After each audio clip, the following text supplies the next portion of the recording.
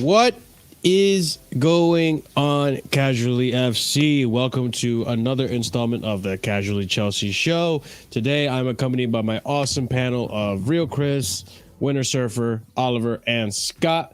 Thank you guys for tuning in. Sorry for the lateness, work, all that fun stuff set me back. But we're here now, and before we go ahead and start this show, the second to last show before the transfer deadline ends, be sure to smash up those like buttons, as it does help us out with the algorithm. If you haven't done so already, I see some of you already have, so thank you very much. Be sure to hit the bell notification so you're notified whenever we go live. Also subscribe, because we are on our way to 3K subscribers on a channel, which, by the way, big up to everyone who has gotten us to 2K. If I didn't say it before, I'm saying it again, which I did say before. So we're in here. Thank you again, and also thank you for getting us to almost getting us to 3K. We're well on our way to 3K, so we're growing very healthily and fast. So thank you so much for all the support you guys have done, all because of you guys smashing the like, subscribing, and getting that algorithm to work in our favor. So check out the links below in the description, so that you can check out my channel, my personal channel, the Twitter, Discord, all that fun stuff. Everything that helps us out and just helps out the other content creators that are on this channel.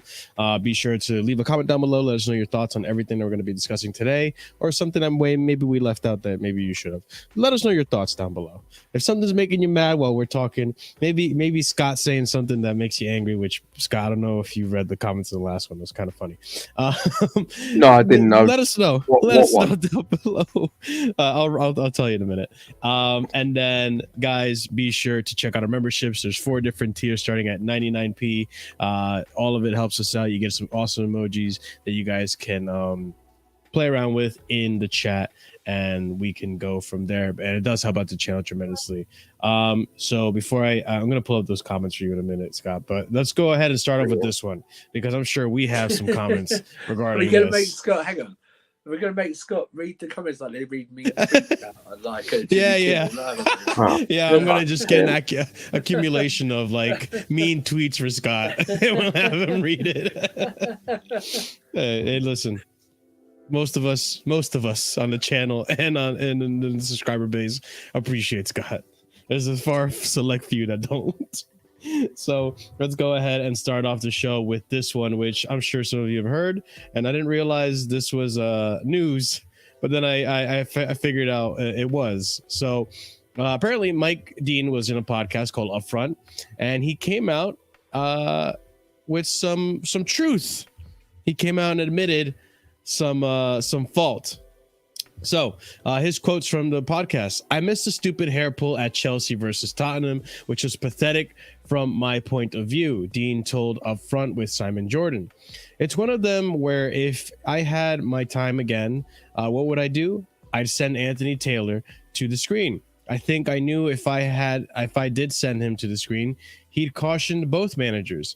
He's had a hell of a game. It's been such a tough game end to end. I said to Anthony afterwards, I just didn't want to send you to the screen after what has gone on in the game. I didn't want to send him up because he is a mate as well as a referee. And I think I didn't want, hold on, let me just get this out of the way. I think I didn't want to send him up because I didn't want any more grief than he already had." Moving on to the reaction to this, actually, from hold on, I shared the wrong thing. Give me 1 second. I forgot to share my screen and not just a tab. So hey, listen, professional streamer here. Boom. Anyways, next tweet right here. So regarding comments made by former match official Mike Dean yesterday, a PGMOL spokesperson said VARs undergo extensive training with the focus centered entirely around effectively working with the on-field team of officials to rectify clear and obvious errors. When VARs identify a clear and obvious error by the on-field team of match officials, they should intervene and recommend a review by the referee. We strongly refute any suggestions that VARs do not intervene for whatever reason when they have identified a clear and obvious error. So, took years, and there is a video now where Mike Dean is reacting to what he had said and how it blown up, and This guy's a pompous asshole. He doesn't want to take any like accountability. He feels like he did nothing wrong by saying what he did. He doesn't think there's any like, you know, coercion, I guess, for lack of a term. I think that's the right term, or corruption, I guess. In what was being said, he even said like the whole thing, and it's so stupid because you read the comment before. He was saying that like, oh, when I say my mates, I mean like the people I'm working with, like they're my mates. But you literally say here, and you're quoted in saying, is a mate as well as a referee. Like, my guy, come on, dude. Like, he's saying it was all blown out of proportion. People were overreacting, and it is what it is. Like, this guy is so like snobby, and like he thinks he's right even after the fact. Like that's the attitude he gave off, and it just pisses me the fuck off. Like the thing is as well, like his explanation doesn't even make any sense. Like, how is Anthony Taylor going to get? How is Anthony Taylor going to get any more grief for that? Like, you might think, okay, maybe from the Spurs end, but I'm sorry, but if a Spurs fan is saying that a hair pull isn't a red card, then like, I think the problem is with them, not with anyone else. And as a matter of fact, you know, the Chelsea fans would have actually liked that. So I don't know how that spared him any further grief. As a matter of fact, it probably just heaped even more pressure onto the both of them. So I just do not get that explanation at all. I mean, it just baffles me. I'm sure you'll all agree. But like, I mean, like, go ahead. I was gonna say, you know, like they're saying, oh, he's my mate and everything, but it should be always. It's embarrassing actually, like for referees in the Premier League. I always say like the Premier League referees are the like biggest joke around the world, pretty much anyway. But it's embarrassing, like, you know, he put his friends before his work. It's work before friends. He's getting paid, you know what, probably a decent amount of wage, like a month or yearly, you want to call it. So yeah, he's probably getting paid at like a decent amount. So like, he shouldn't have done like, you know, oh, it could hurt my friend's feelings or whatever. Like, it cost Chelsea. It definitely cost Chelsea 3 points. Not only the hair pull, but when Kai Havertz got fouled and they instantly scored from that. Kai Havertz got fouled as well. It's maybe not as big as obviously it's not as big as Cucurella's hair pull because that's a straight red. Like, I see players who do like a little like headbutt, like they're not really headbutting each other, but his head slightly touches the player's head and they get read off for violent play. And that hair pull is violent play. Like, it's obvious. I'm not a referee or nothing, but like that's an obvious like violent play from Romero. What's his name? The centre back. I think it's the Argentina centre back who did Romero.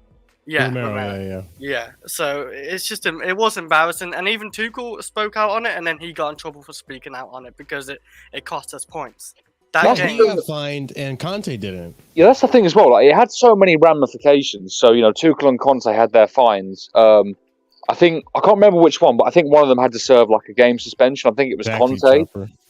And then, I mean, you could even argue it kind of sent Tuchel closer to the sack. Like, you know, just his position becoming untenable. And I know they said it wasn't due to results, but at the same time, when you're like drawing 2-2 to Spurs, you know, a game we expect to win, you know, it does heap a bit of pressure on, even if it was a refereeing error. So it's had so many ramifications, as all refereeing decisions do. This is why we have to be so critical of it, because it's not just an isolated incident. It can branch off into so many different like subplots that lead to so many different other events. So, you know, it's huge.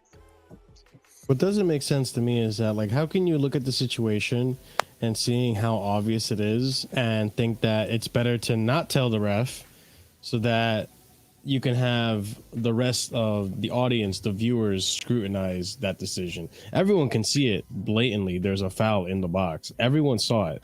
What made Mike Dean think that, oh, maybe if I don't say it, he'll be less scrutinized. He'll feel less pressure. This is exactly what I just said. You know, if anything, it heaped more scrutiny onto the both of them.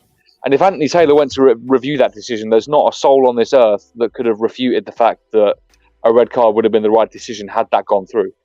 But what is the point of him telling us this now? Mm-hmm. He's retired. That's the other thing too. He's retired. That's the other thing too, Andrew. Is he releasing a book or something? He's retired. There's no career ramifications to it. They usually get stuff like this when they're releasing a book or something like that. Well, I was going to say the only thing that this does is do exactly what you were apparently trying to not cause, which is extra grief for the referees and the PGMOL. Like, that's all this is going to cause. Like, I'll be completely honest. After this came out, there should be an inquest. Like, from a non-biased third party, there should be an inquest into the referees in this country. The fact that referees are knowingly, by what Mike Dean's saying, referees are knowingly not giving decisions, and this is not just for Chelsea, by the way. This goes for every club. That, like, you're getting referees making these sorts of decisions knowingly because they're either trying to not put their mates or whatever in like harm's way or like under having an extra criticism, or just because they're feeling like it on the day. Like, that why have we got these people in charge of games? Why are they refereeing? Why are they involved in the game? Like, can I ask the question? If people are doing this based on whims, like, it's a stretch, and I'm going to extremes here, but I don't think there's too much of a leap between this and just straight up match fixing.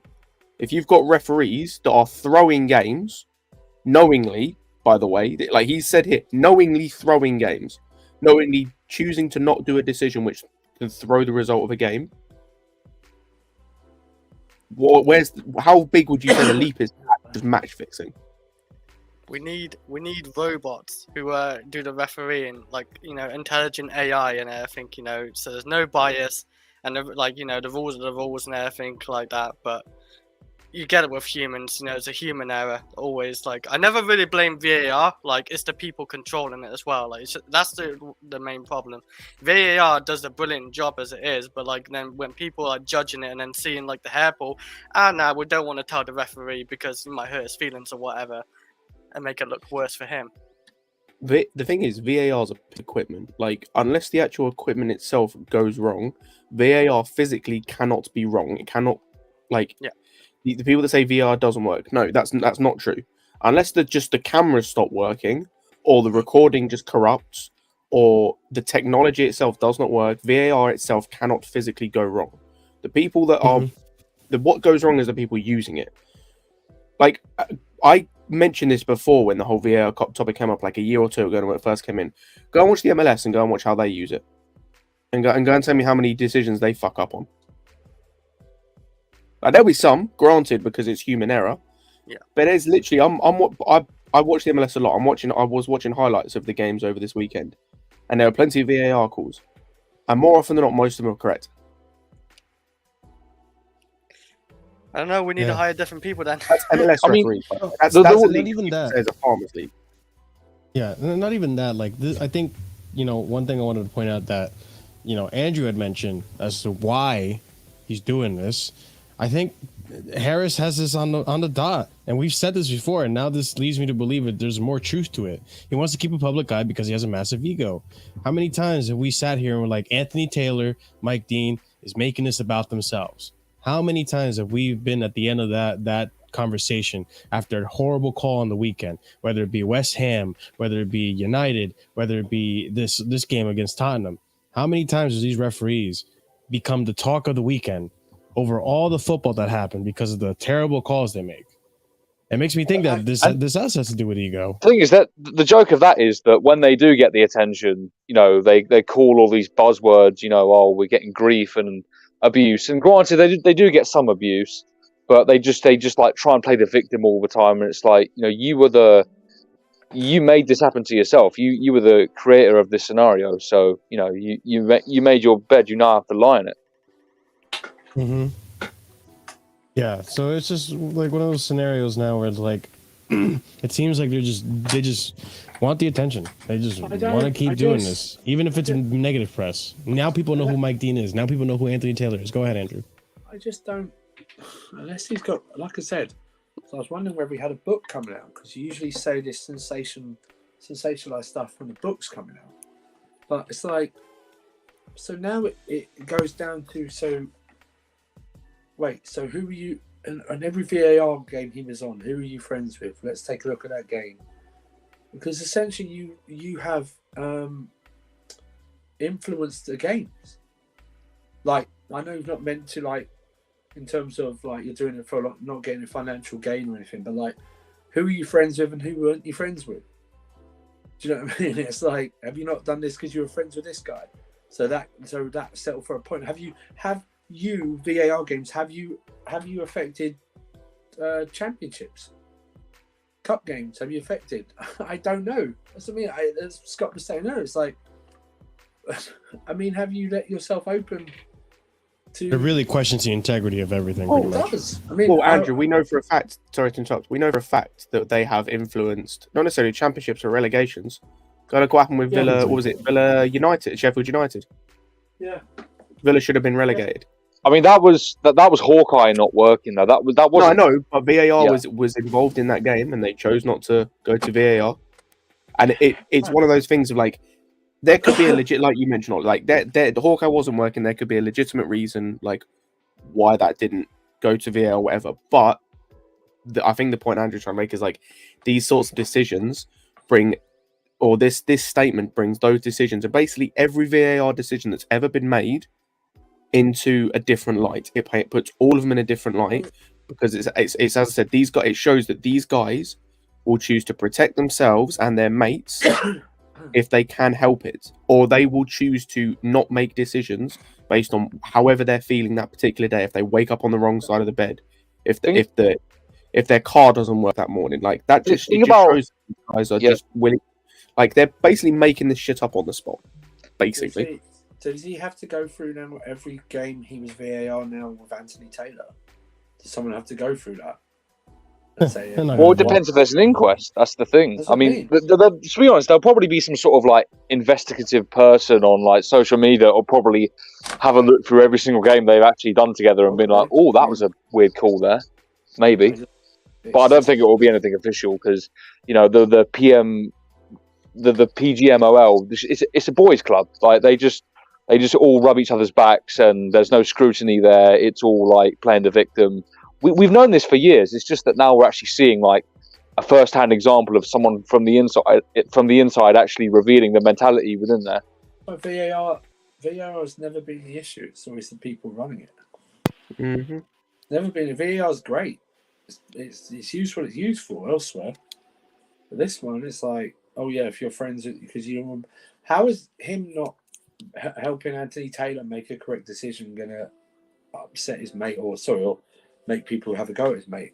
If Anthony Taylor didn't see it, that's what VAR's there for. Anthony Taylor saw it. I don't know. He probably would have. You know what bothers me? You know what bothers me too is like they're acting like as if they're in South America. Like in South America, you make a call like that and you get it wrong.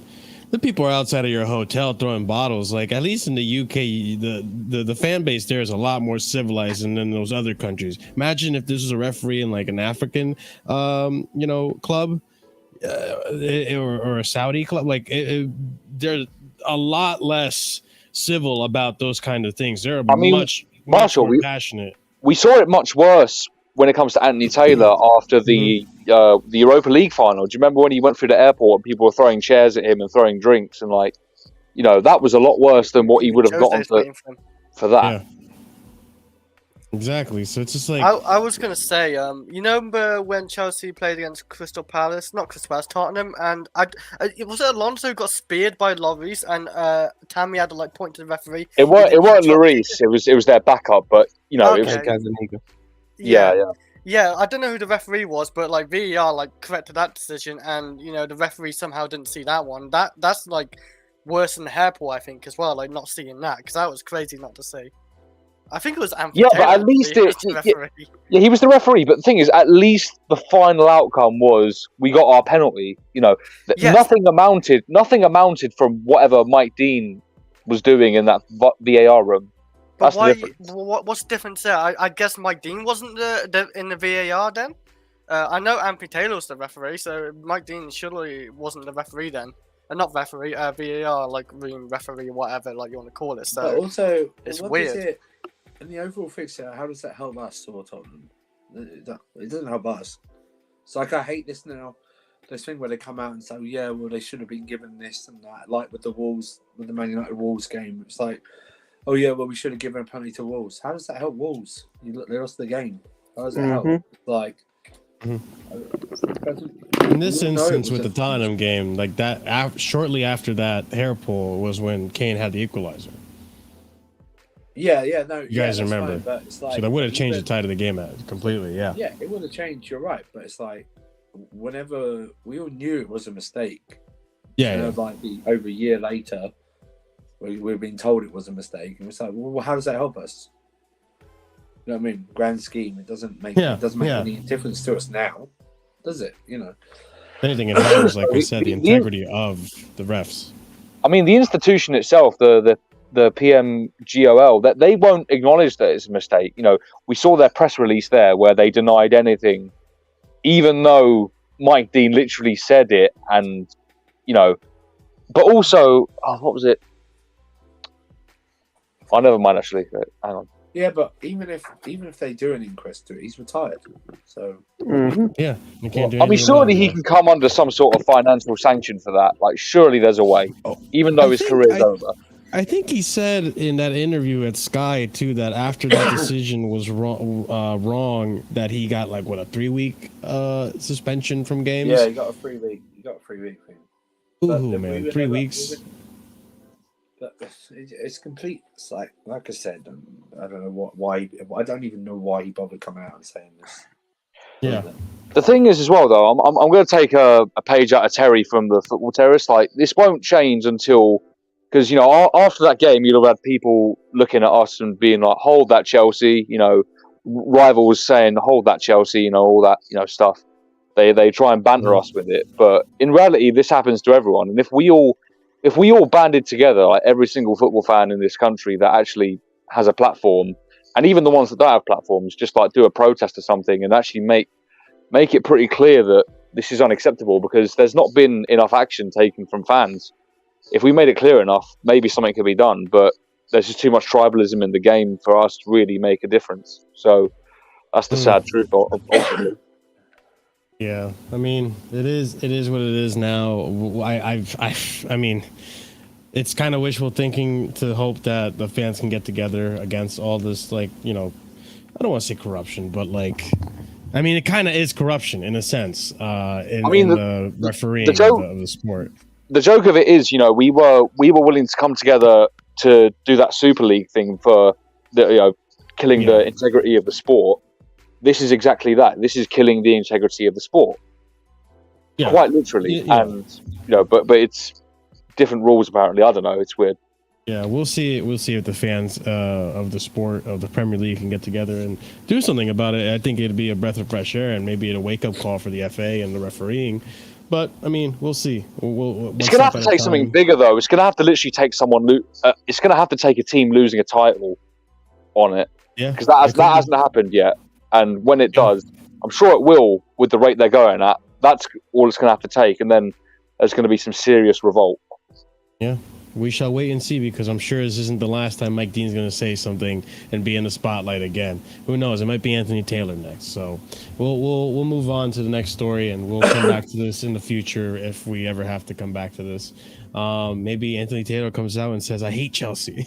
So who knows? Yeah, so let's. Even if I'd be in shock.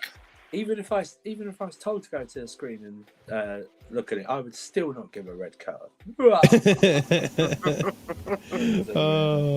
Right, it could be what happens. But on to the next topic here. Deadline day offensive transfers. Okay. They're all offensive. So they're all foul transfers. So let's go on to what I'm talking about here. So first tweet I have here, Pochettino says club won one more offensive player. This is coming from Miguel Delaney, and I think it's deriving from the press conference after the match against Luton, where Poch pretty much says he wants someone who can play the wings, maybe an attacking player. Like, I think he meant like either or. Some people were saying one that can play all across.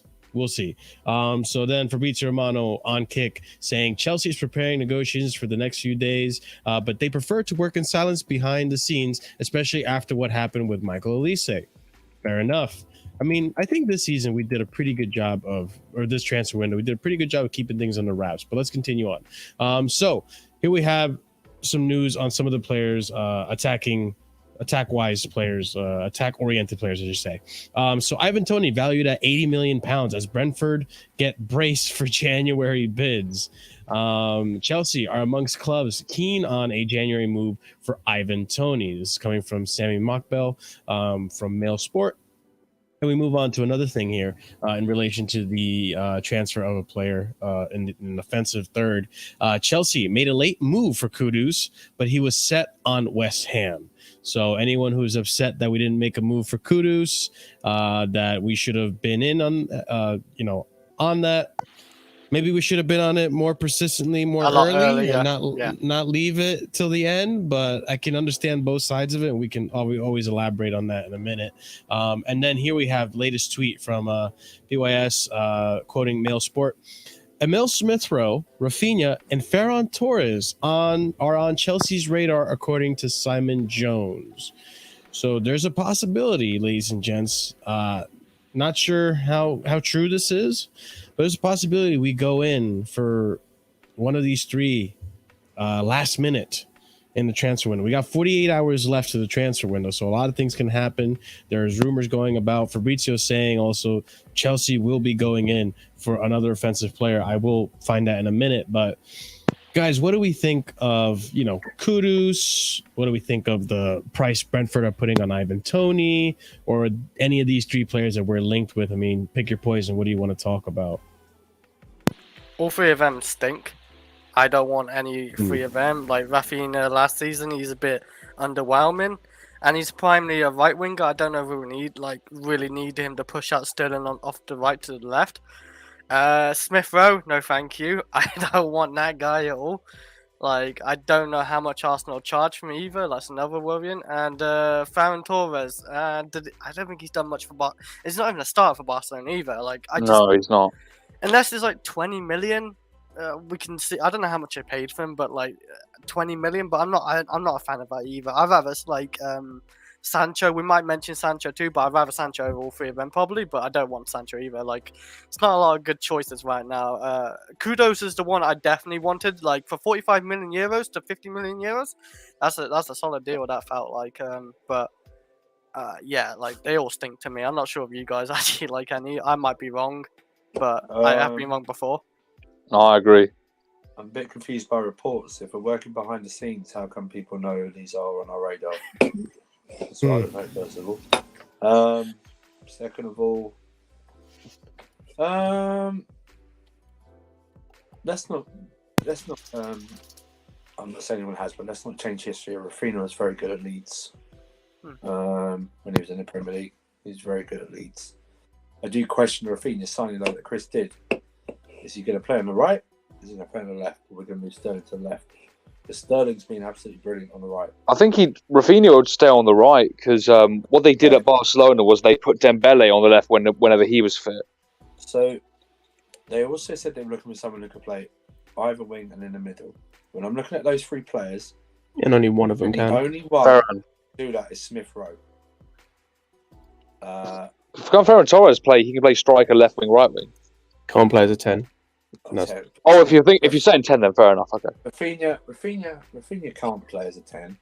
No matter when he tries to. Actually, I think Rafinha could maybe play as a 10, but he's not going to work as a left winger. He's a guy who's going to play as a right winger primarily.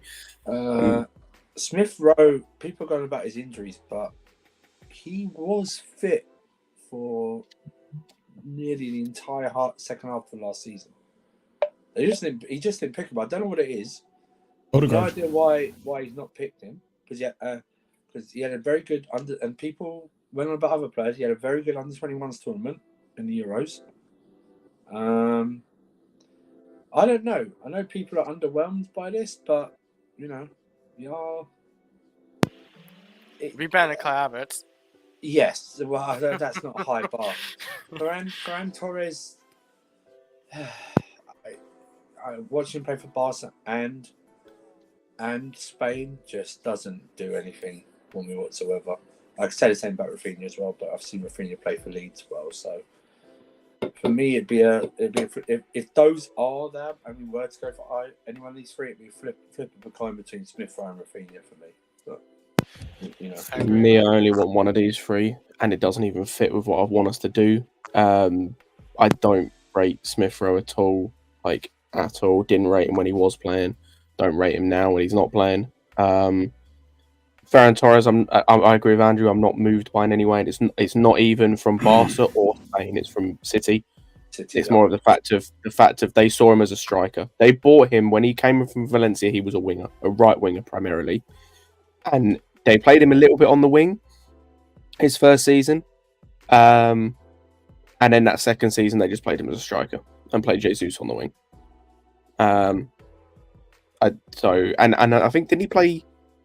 He played striker for Spain actually, didn't he as well? Yeah, So, it was him. Yeah. It was him, Olmo, and Asensio. yeah. And then they bought Morata on. Yeah, I mean, yes, I'm not moved. And then Rafinha, I do like, and I agree with Andrew. Like you see what he did at Leeds, he was very good. The intensity of the league, and I don't think the Barca move is necessarily all his fault. In terms of, I think he went to a club that he wanted to go to, but didn't really suit his style of play. Like he's not a Barca style of player, so I don't think it suited him. And yet he's still got, I think, a career high. I want to say of like 17 assists. Yeah, I think he started off. I thought it was 7 goals, 7 assists. I didn't think it was. Oh, it might be that. I know he got a career high. I can't remember the numbers. I saw it. I think he made 17 big chances. Potentially, I saw a stat that said he got a career high assists. I think. At Barca. So, like, he's a good bet. To me, the thing for it is just, again, I keep saying I want a left winger because if the idea was to play Sterling as a left winger, then we should just have done that from the start because he's literally come out in an interview saying about how one of the issues he had last season was he kept moving position a lot, and so he couldn't build up chemistry with anyone. Or he felt like he couldn't build up chemistry. So he's now built up chemistry with 3 different players. Well, more potentially, but he built up chemistry with Jackson, James before he got injured, and Gusto. He's built up chemistry with all of those players. So what's the point of you moving him to the left where he's got chemistry with no one on that side to then bring a guy in who's also got no chemistry on the right hand side because they're going to be a new signing?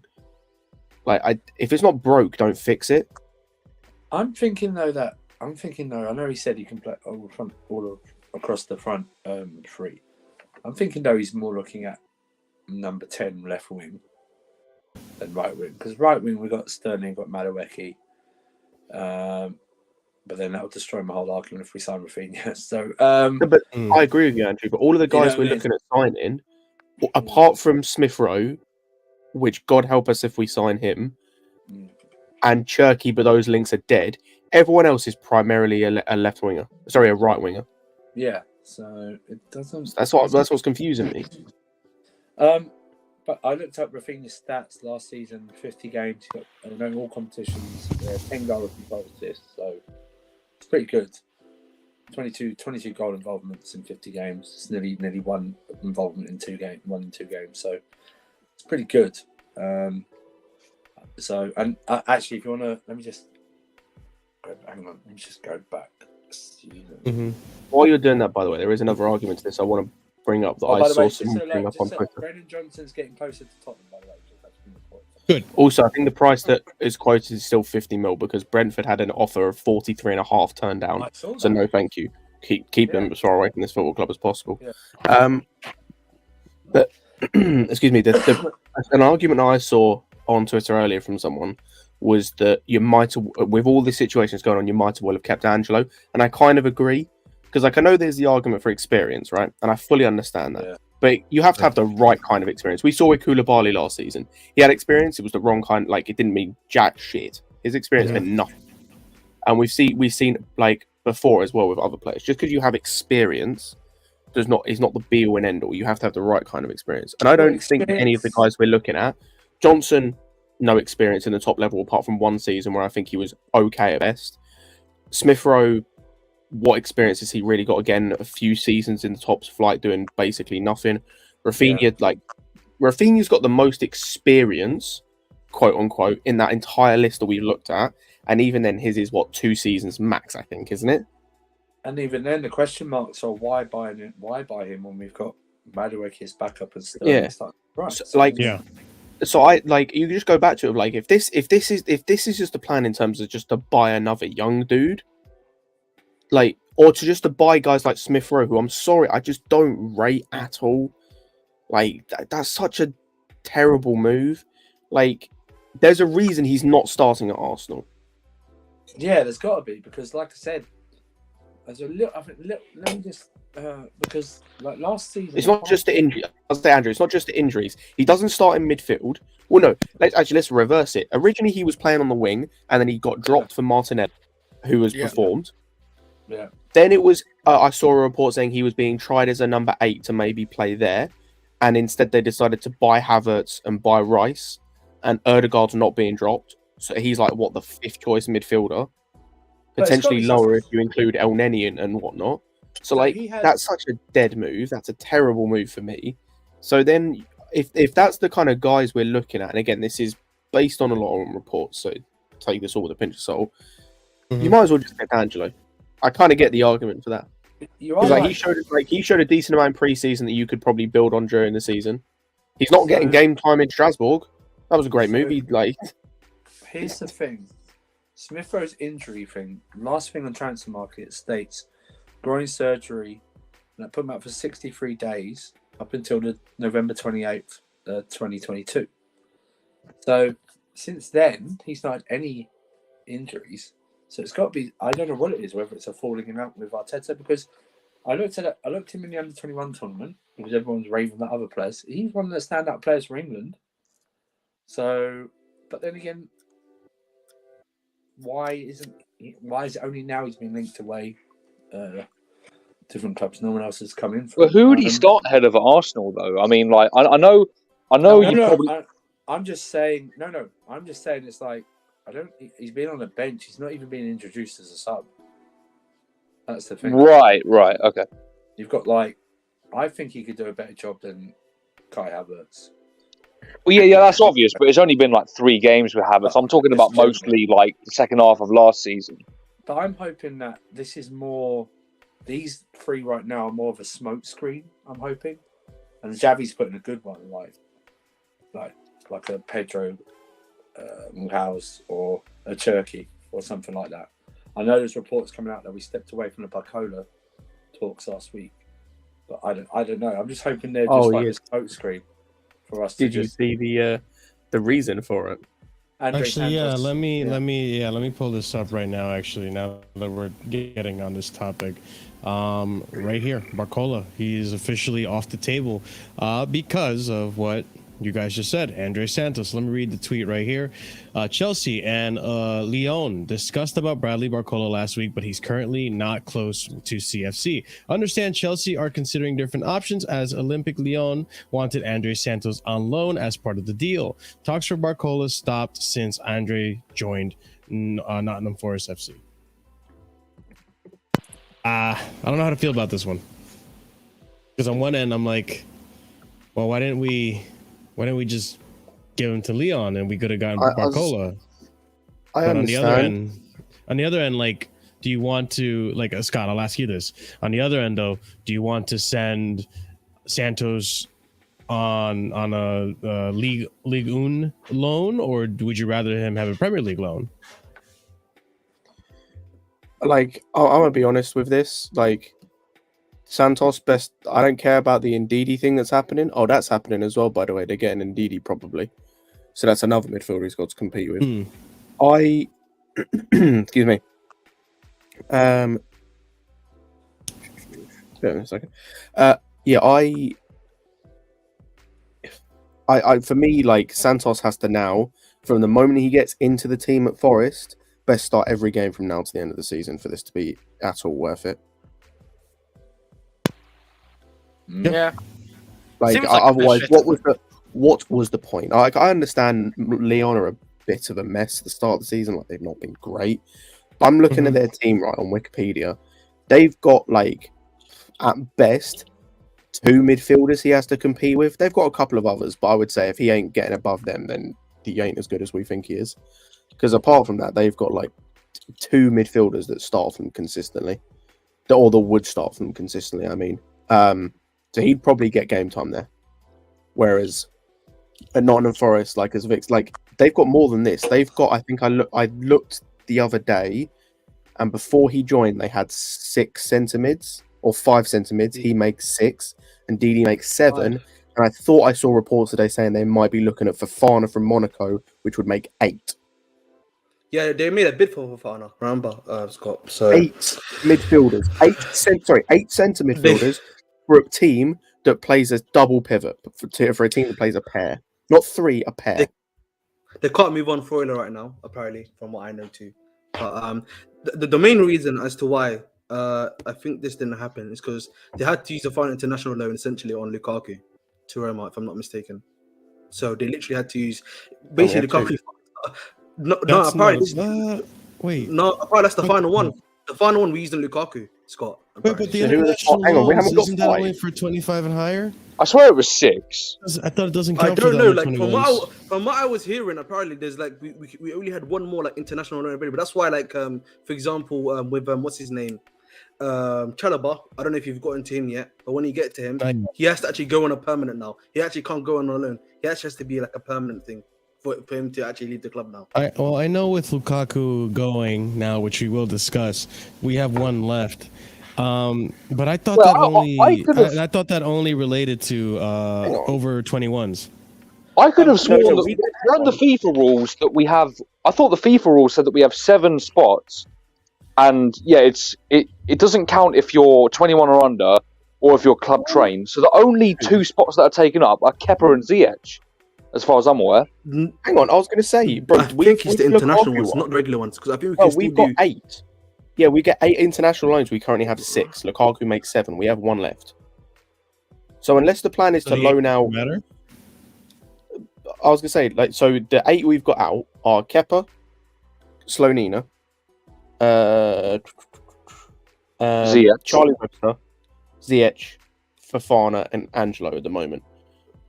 So Lukaku. Yeah, we still have 1 more. We've got 8.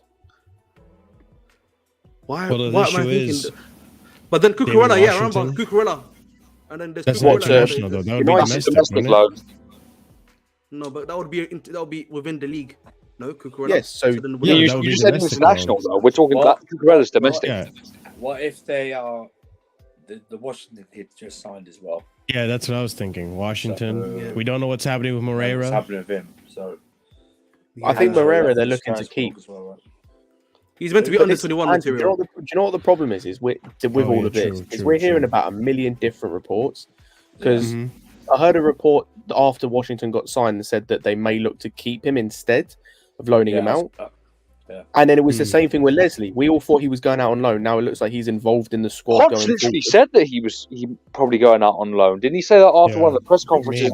I don't remember. It's confusing, and some of this obviously does come down to not listening to reports and whatnot. But like, this doesn't make sense to me, at least. Confusing. It's very The confusing right now. only thing is that they might now they're turning attention to a guy who can play all the positions apart from a striker. Is that maybe they will keep the Washington kid until January and see what he's like, and then loan him second half of the season. True. Yeah, that's one thing to reconsider too. Is that January is still. Do you just send Burstow back to the? Us, Ugo Like, Chukwu not going. So To be fair though, like guys, Ugo Chukwu staying at the team doesn't bother me too much because he already has senior experience with Rennes, you know. And even the last games, he hasn't looked too like inexperienced to me. Yeah, no, I think he's good for to be on the bench if you want to play all 3 at the same time. So like Lavio, Enzo, and Caicedo 3 in the middle. Ugo Chukwu is a good person to have on the bench to replace either a Lavio or a Caicedo late in the game, like he did. Came on, didn't he, at the weekend? Yeah, came on against Luton. Yeah, he came on. I mean, like that. Since we are on the topic of this, I do want to touch on this one since we're already basically discussing it. Did I just delete it by accident? No, I didn't. Okay. All right. So basically, Santos, here we go. Breaking Andres Santos to join Nottingham Forest on a loan. I don't think any of us expected this to happen, but it did. It's understood that Santos' loan is not related to the move for Brendan Johnson. Pochettino had initially planned to have Santos, but new signings meant he would struggle for minutes, and it was decided another Premier League club would be more beneficial. We'll get on the minutes part of that tweet. And then here we have Fabrizio Romano reporting Nottingham Forest agree loan deal to sign Andres Santos. Here we go. He's joining until June from Chelsea, set to be completed. Medical tests have scheduled. Medical tests to be scheduled soon, as the Times has called. No option to buy, as he's key part of Chelsea's future. I'm grateful for that. And here we have him in the kit. And then Fabrizio Romano reporting as soon as this loads up. Officially confirmed, Andres Santos signs as new Nottingham Forest player on loan deal from Chelsea. I know that Forest is a big club. They play good football, and they have good players, which is important for me. And yeah, he's now officially on loan to Nottingham Forest. You know, now that I think about this, do you reckon that it's possible that because of the whole work visa issue last season, that maybe the original intention was for him to come to the club and to him to be loaned out in January to a Premier League club or a championship side. And now, because that didn't really go as planned, Poch is kind of reserving him. And now he sees that, you know, this kid needs to play minutes. Now let's send them out on a loan like we originally planned. You think maybe that has to do with it, guys? I think the Lavia one was unexpected, and that's what's caused this to happen, in my opinion. I'm not sure what you guys think, but I think them getting the opportunity to buy both Lavia and Caicedo, when it presented itself, they felt they could probably send Santos on loan. You know what it is? I agree with you, but I don't think it was Lavia. I think Lavia was always planned. I think it was Ugochukwu. I think Ugochukwu coming in. Let me just, Josh has obviously missed a few. What we do, Josh, on this channel, we just remind people about the news. We know it's happening. Right? Go that. It's just, hey man, this is the weekly recap. Yeah, it's a recap. That's all. Right, we only do twice a week. You know what I mean? So it's just the weekly recap. Marshall's in the mountains, isn't it? You know what I'm saying? He doesn't have any internet, so this is like Marshall's still waiting for the guys. I have to go to the bottom of the mountain, civilization, read the newspapers, then I come back with the news. Marshall's still waiting for the Caicedo Lavia. Here we go. He's still waiting for that. Yeah. Hey, Chris needs to slow down too, you know. Yeah, that's true. Chris, Yeah. Chris doesn't know where. Actually, Chris actually does use this channel as a way to get his news. Actually, so half and half. Yeah, I will agree. Yeah, like more like 75% yes and 25% no. Yeah, okay. I don't know where, man. It takes like a month to get here. No one tell Chris the Luton result. He's still yet to watch the game. So yeah, man, I don't need internet for that. I watch it through TV. Through your neighbour's window. Your neighbour's window. That's how you watch it. Yeah.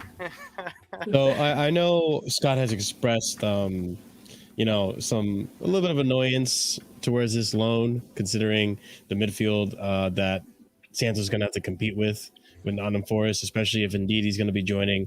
I would like to ask the rest of you guys in the panel what you feel about this loan. I was going to say, I think we would have kept him on for the January until the summer. Then we would have moved him on like this, like maybe, to a club like Nottingham Forest, obviously, because like I felt like we didn't have enough midfielders when he came in for January, because we lost Jorginho as well. Like he's a big miss. I felt like he could have like played in DM and Enzo could have been a centre mid or whatever, or more forward. But, he didn't have his visa. He didn't have his visa, though, did he? Yeah, no, but that's what. No, but I know we didn't. Yeah, okay, I know he didn't have his visa. But Marshall said like if he came in January, would he like been loaned out? I don't think he would have been loaned out straight away because we needed midfielders desperately. Then I thought under not Potter, but Potter's unsavable anyway. I mean, we loaned him to Vasco da Gama, didn't we? Yeah, but what I was saying loaned him is back to his own club. Yeah, I think maybe the original intention was to get him here to the country, and if the work visa got approved in time, loan him out to a championship side or a Premier League side. You know, now it seems like we're just a transfer window behind schedule. I mean, something's clearly changed, because you know the reports earlier in the window and especially in pre-season were that he would be sticking around. So you know, like it suggests, something has changed. You know, whoever the midfielder is they're talking about, whether it be Lavia or Ogochukwu. You know, someone's taking his minutes away. So you know what though, Oliver, and it just occurred to me as I said that to Ahmed about Ogochukwu. Do you guys reckon it might be Conor Gallagher stepping up that might have changed everything? I don't think so. I'll be real. I don't think it's even Gallagher. It's like Gallagher's not even playing the spot that he's playing in. That's the thing. Because like he was the way we were playing. It kind of is though. He's playing in that He's falling out. I'm not being funny, and this ain't just for the feelings I have on Gallagher.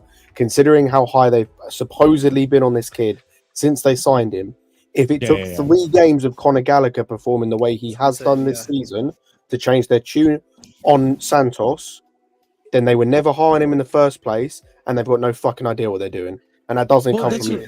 That's what I mean, though. Like Scott, like when we're talking about January, and I agree with you. Like when we're talking January, Gallagher, I was 100% on board with you. Get this kid out. He's fucking horrible. He's a slightly better version of Mason Mount, which we disagree on that. But like, it's just like he was horrible. Now it seems like he's improved. He's a little bit more stable in his position. He's even playing as a 6, which we thought would never fucking happen, but now it's happening. And so, like, I think that was a little bit of like a factor. And Poch rates the kid. Poch wants to keep him. He doesn't want to sell him. We've had offers from Everton. We've had offers from Newcastle, or not offers. I don't know if Newcastle ever put a bid in, but like there was interest there. And the kid's still at the club. That's what shocks me. So here's the thing. And kid, whatever. So here's the thing. I think a couple of things happened. It's always been important. He wants more experience in his team or his squad. I know people don't like it, but Conor Gallagher has more experience with a few seasons in the Premier League.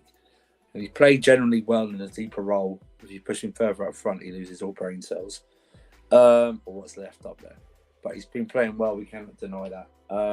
Second of all, I think he can skip Ugo because of his height as well, if I'm being honest.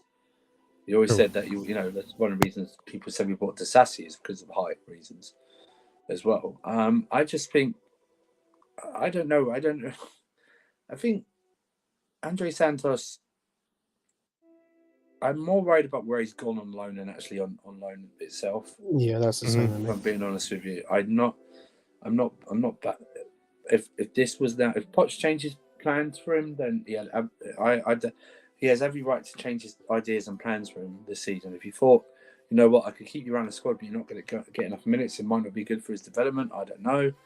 I'm just worried about where he sent him as well. They must have it written in the contract that he's got to play minutes. That's the only thing I can think he's sending him to Brighton.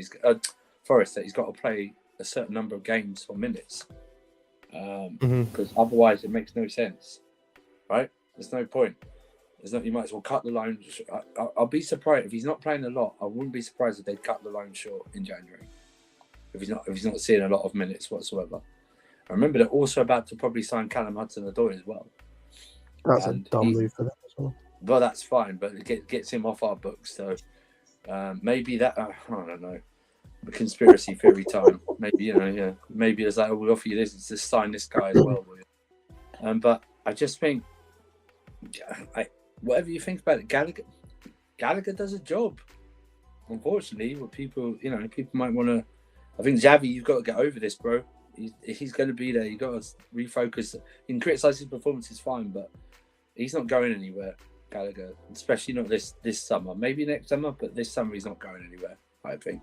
Unless some ridiculous bid comes in. But maybe that's what Poch wants in his first season. I said his name 3 times. But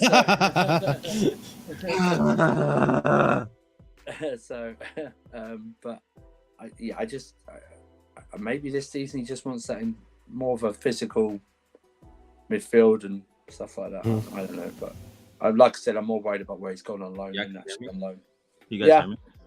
Yeah, we can hear you. I agree, by the way, about the. I don't disagree with the idea of the loan.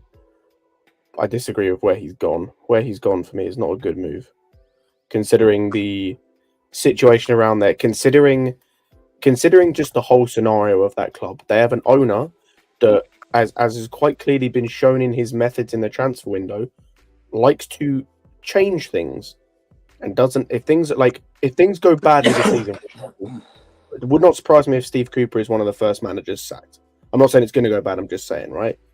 So then you're potentially bringing in a manager who it may not rate Santos particularly highly. Corden, that's the thing already fucked.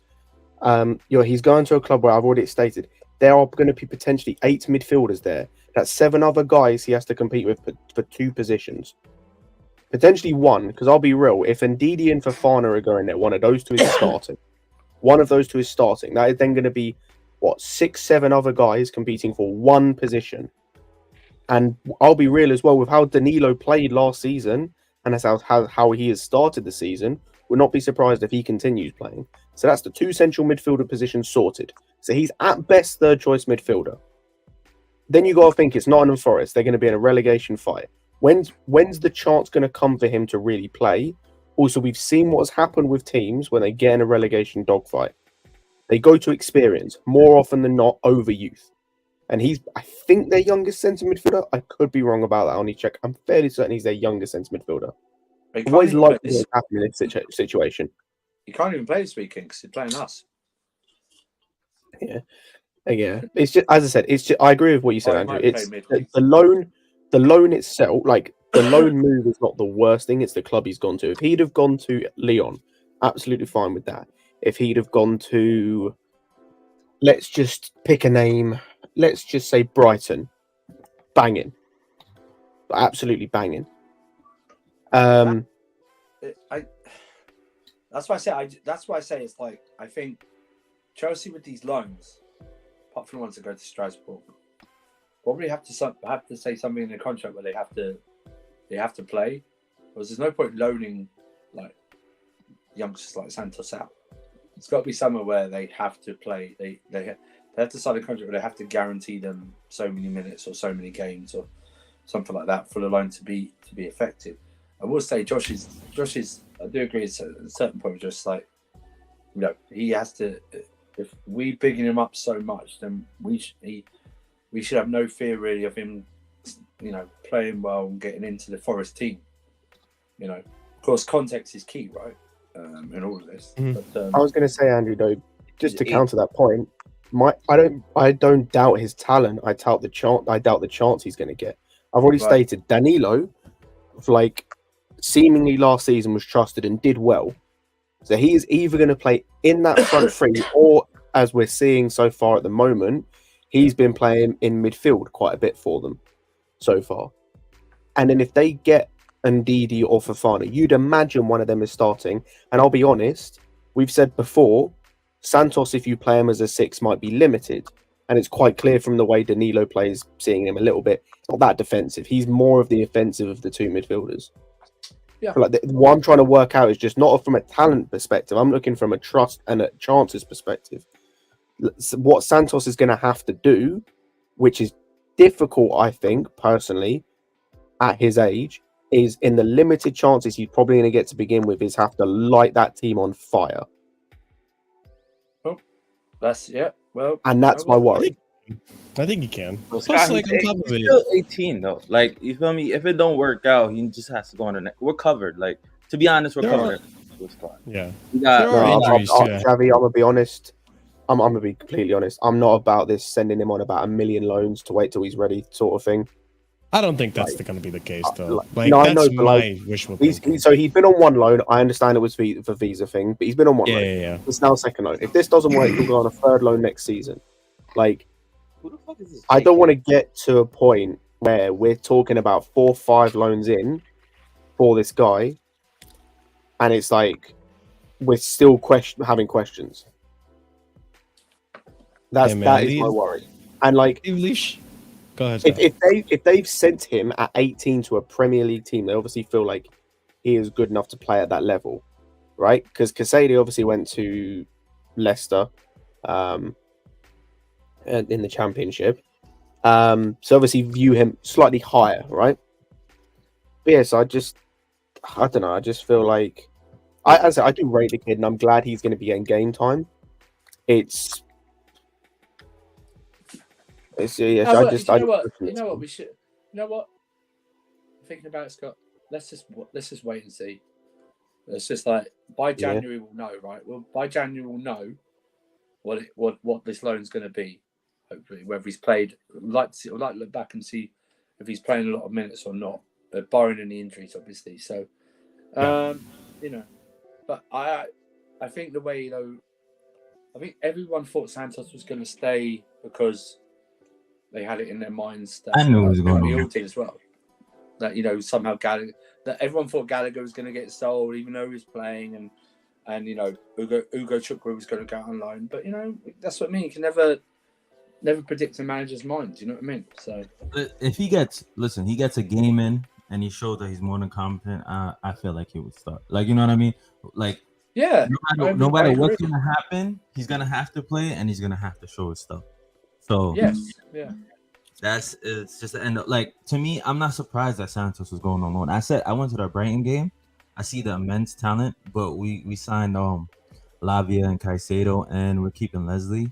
Like, it's no sweat. And the kid is young. The kid is 18. Like, and I know about the most stupid young.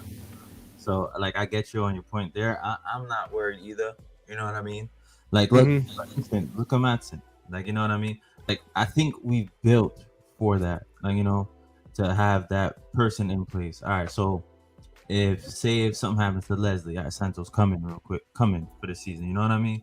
We're like this. But Leslie has more experience at the top level, Josh.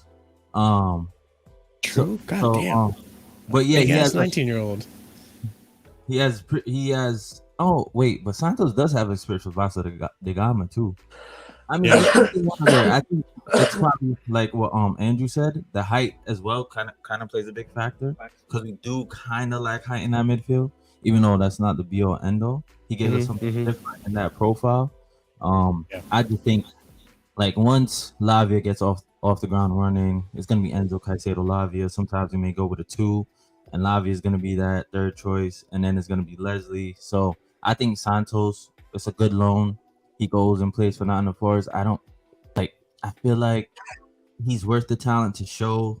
Like, he's a good midfielder and he should start as long as he hits the ground running. So I'm not really worried about. Yeah, it could just be Poch maybe going like you said. I mean, the midfield like he sort of had at Spurs was sort of like powerful and yeah, that's what I said. I'm just thinking like maybe Leslie. Ugo Chukwu, everyone can pronounce it. I don't know why it's so hard to pronounce it, but Ugo Chukwu, there we go, is just a better profile for what he wants in his first season. Because I think what he might be trying to do is less experimental and just set down a marker for this season and then bring Santos in next season. Especially if he does well at Forest. That means like he's got if he starts well at Forest, has a good season at Forest, plays all the games, has then a Premier League season experience, comes in, which means that it's an extra bonus for us. We've got a guy who's had experience in midfield. He can give us different options, and then we move forward like that. I just think. And I'd rather him get that experience in the PL, like if he does play, rather than sit on the bench most games for us. Because that's he's not played. Wait, has he played any minutes this season? I don't believe he has. Right? Maybe or Santos. No. Any minutes this season? No, Santos hasn't played at all. No, he was. So, I mean, I don't even know. He definitely wasn't in the squad against West Ham in the second game. No, against West Ham. I don't know about the Liverpool game, and I don't know about the Luton game. I think he was for Liverpool. Definitely for Liverpool, he was. But that's what I'm saying. It's like, hey, we always want people. It's whatever they're doing in training, right?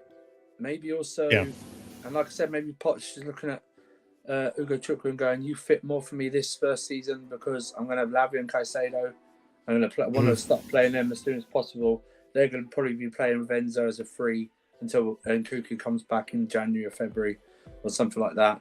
And I need someone like Leslie who's got the profile who can replace either one of them in games. And then play Leslie midweek, so I don't have to risk Caicedo for a full 90 minutes or something. And one thing too, Andrew, I think we only have like one loan left. So now we do one. As far as I'm aware, one international loan. I know, like, I don't want it as much. It may go to not even like a Cucurella, where we have more than enough cover in that position. But that's a domestic loan, an international loan. Oh yeah. That shouldn't be a loan at all. I'll be completely honest. I mean, we'll get to that, but before we do, Chris is on the money. Almost 100 of you guys on here. Let's try to get 60 likes. Big up to you guys for tuning in. Yes, 80. Yeah. Yeah, let's get it to 80. You know what? Let me not be so humble. But yeah, let's get to 80 likes. Almost 100 of you guys in here. Smash the like button. Wipe your feet at the floor. If you're enjoying the content, subscribe. You know, we're always doing the show at least twice a week. This week we're planning to do a deadline day show. So by all means, tune in, smash a like. We do appreciate you guys being here and tuning in. I want to bring Xavi on when Gallagher extends his contract this season. No, do not. They call him over, yes. Sorry. Bro, I'm being they're gaslighting me, bro. You guys are gaslighting me. I've got mute. I've got a cold in my stomach. Oh, I can't wait. I can't wait till it goes back. Not you, Andrew. But people are fucking gaslighting me on the TL. Like, I understand, guys. Yes, like instead of screaming at the TV 9 times per game at Gallagher, I'm only screaming about 2 or 1. Like, for instance, that Luton Town game, he did well and did what he's supposed to do, but he still played that square ball, and I'm just like, oh my god, what the fuck are you doing? Like, if it, like, he's just doing basics. You know what I like though is that all right, we actually have a manager. You know what I mean? So he's like, he's telling Gallagher, all right, well, I know you're shit on the ball. I know you're like, I know you're schizophrenic just like that. When it comes to pressure on the ball, you know what I mean? Just play it to Caicedo or Enzo and keep it moving. Work your ass off defensively. You know, you're warming a spot for Lavia. We're waiting for Leslie to catch up, and then we might sell you. So, you know, just do what you got to do. Gallagher's still a great option on the bench to have. Like, for example, Chris, can I ask you a question? To do what? What's he done the last 3 games? Like, literally intercept tackles, like move the ball onto another player, like midfielder. Let's go. Like, he's actually improved his passing by a little bit this season by the looks of it as well, under Poch as well for me. So I think as a squad player, like, I don't mind it. I would sell him for 45-50 million. Don't get me wrong, but like, I think he's done pretty well for like Chelsea right now. He's been a very good. I wouldn't say he's improved his passing. I'd say he's simplified it. It's simple, but it's still like, you know, it's still doing the job. Like, I'm not expecting him to like ping the ball like 40 yards out or nothing. Like, I don't want him to do that. We have Enzo. We literally have Enzo. No, but Chris, that's improvement. That is improvement. What cracks me up more than anything about this Gallagher debate is the hoops and the mental gymnastics I'm seeing from people for this guy compared to other people in our team. Thank you. Thank you, my boy, man. They're hating on my boy Gallagher, man. We're gonna get to talking about someone that might be leaving the club soon, and the gymnastics that I'm seeing people do for this guy, trying to still include him and keep him long term in this team when he's played well, granted, but it's been 3 games and he was garbage in pre-season. And like, I'll be completely honest, bar the defensive aspect of his game, he was garbage in that Liverpool game as well. So it's been 2 games really. The fact that they're willing to give, the fact that people in this fan base are willing to give him time and him a pathway going forward, and others aren't given that, you know, same leverage. Just cracks me up, but this fan base just and this is what I'm talking about. Like, you talk about, okay, you're not allowed to make a mistake, right? Like, I'm fine if you make a mistake, but it doesn't lead to a square ball where a team can counter you and score a goal. Like, when you play in the midfield and you give a square ball like that, a team with any common sense can score on you, bro. Like, you know what I mean? That's a dangerous ball to give up.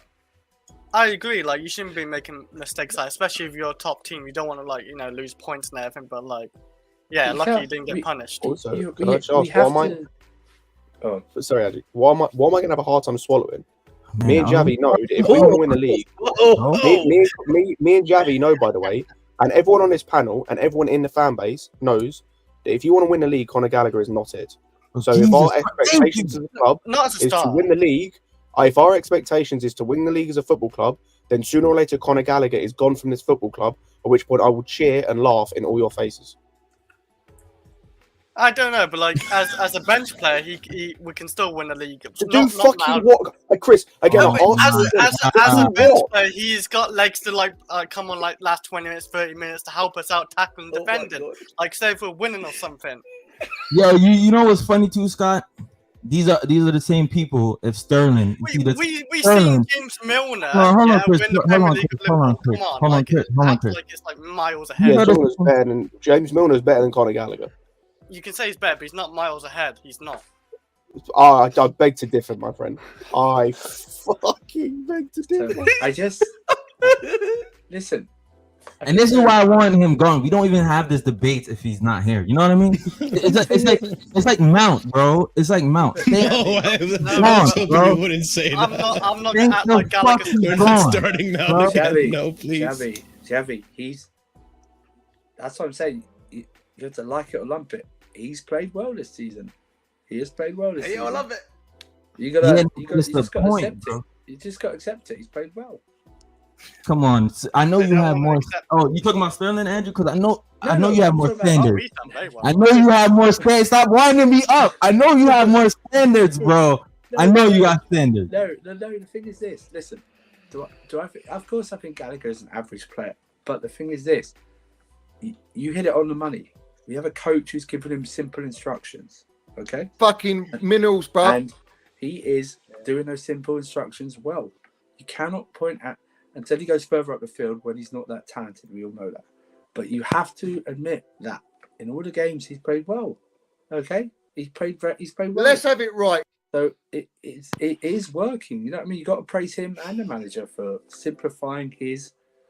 Like you've even said, you went from shouting at him 9 times to maybe 1 or 2 in the match. I appreciate that, bro. But I want my team. I want someone there to give me that much extra, like, you know, to have that quality, bro. But have like, I don't want that in the midfield, bro. Like, you know what I mean? Also think of this: with Lavia getting fitter and Cucurella getting much fitter, soon you'll probably see less of Gallagher. He'll be on the bench, so you won't have to worry. And I can't fucking wait, bro. Okay. But that's the plan. But that's the plan for Gallagher. We've always, I think. But the thing that also scares me is Pochettino, bro. Because looking like this experiment with Chilwell at left wing is driving me. We haven't even touched on that. He's gonna play Gallagher, bro.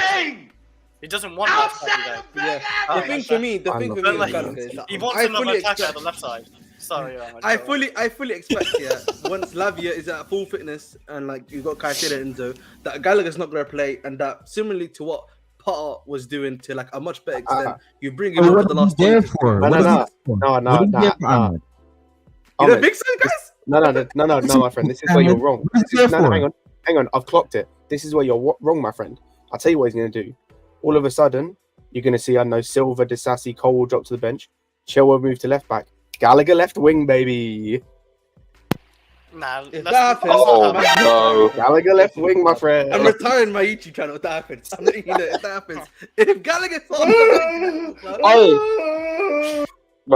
that is a crazy one. Can you stop doing We've already had a taste of the right wing when it comes to Gallagher. We saw it against Brighton and Newcastle last season. I don't need to see it on the other side.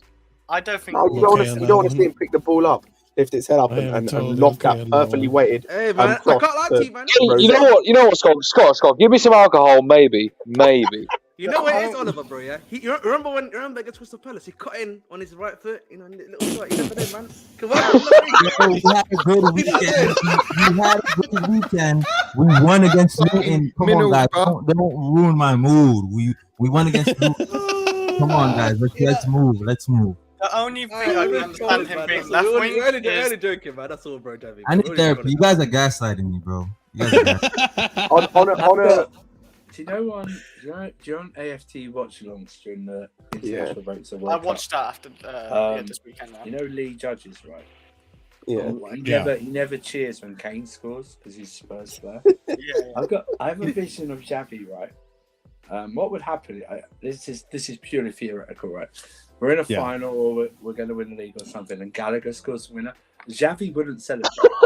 Xavi would sit there. I celebrated Michi Batshuayi, bro. I remember I was working in a group home.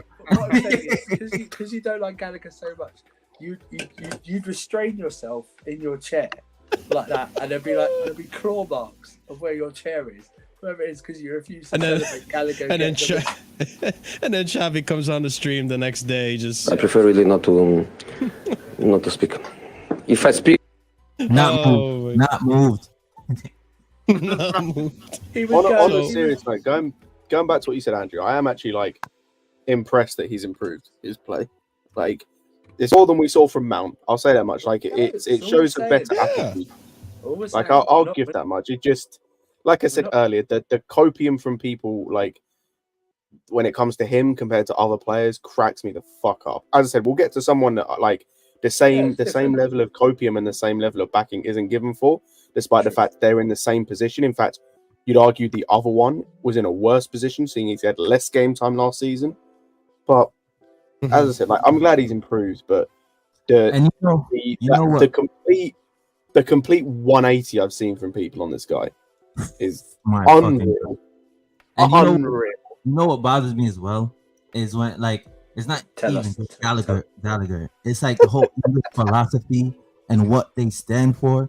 Because Chilwell will play because of who he is, and Gallagher will play because of who he is. Like, you see in that report that there's people inside the camp that are mad that Mount left, so they don't want to see the same as Gallagher. Like an English problem. Do we not have Colwell? Do we not have Reece James? Do we not have Maatsen? What, like, they're English. They come from Cobham. What, like, why not? We saw. Did you see Jimmy's tweet earlier? Oh, that's Did you see Jimmy's tweet? Like, bro, hey, I speak. I mean, he might not be wrong. Hey, where's the uproar that Chalobah's leaving? It's trouble. Javi, going back to Gallagher. When you see Gallagher, when you see Gallagher on the screen, how does that make you feel inside? Just what would you know? What images come into your mind? Bro. You gotta. Andrew could be his Graham Potter. Listen, like, don't even get me started because I watch it like I'm gonna watch emotional damage. That's what I'm hearing. We need a therapy session. Yo, I'm getting gaslighted. I'm about to leave, man. You guys are gaslighting. Davey, let's go backstage. Yeah, we'll go backstage. This is a safe environment. Just let out your feelings, bro. Yo, I need for Tuchel to him. I love Tuchel, by the way, but him and his crappy talent ID to put him up there for Bayern, from Bayern for Gallagher. Please, Uncle Tuchel. He's looking at McTominay? Did I hear? Did I hear he's looking at McTominay? Yeah, he is. Oh my god. His talent ID. But as I Two promised chili earlier, ban. I'm telling you, I told him we will get to Tuchel. We will get to Tuchel. But before, as I promised, like Scott, I did this. We might make this a little inside joke, a little comments, or a little portion of the show.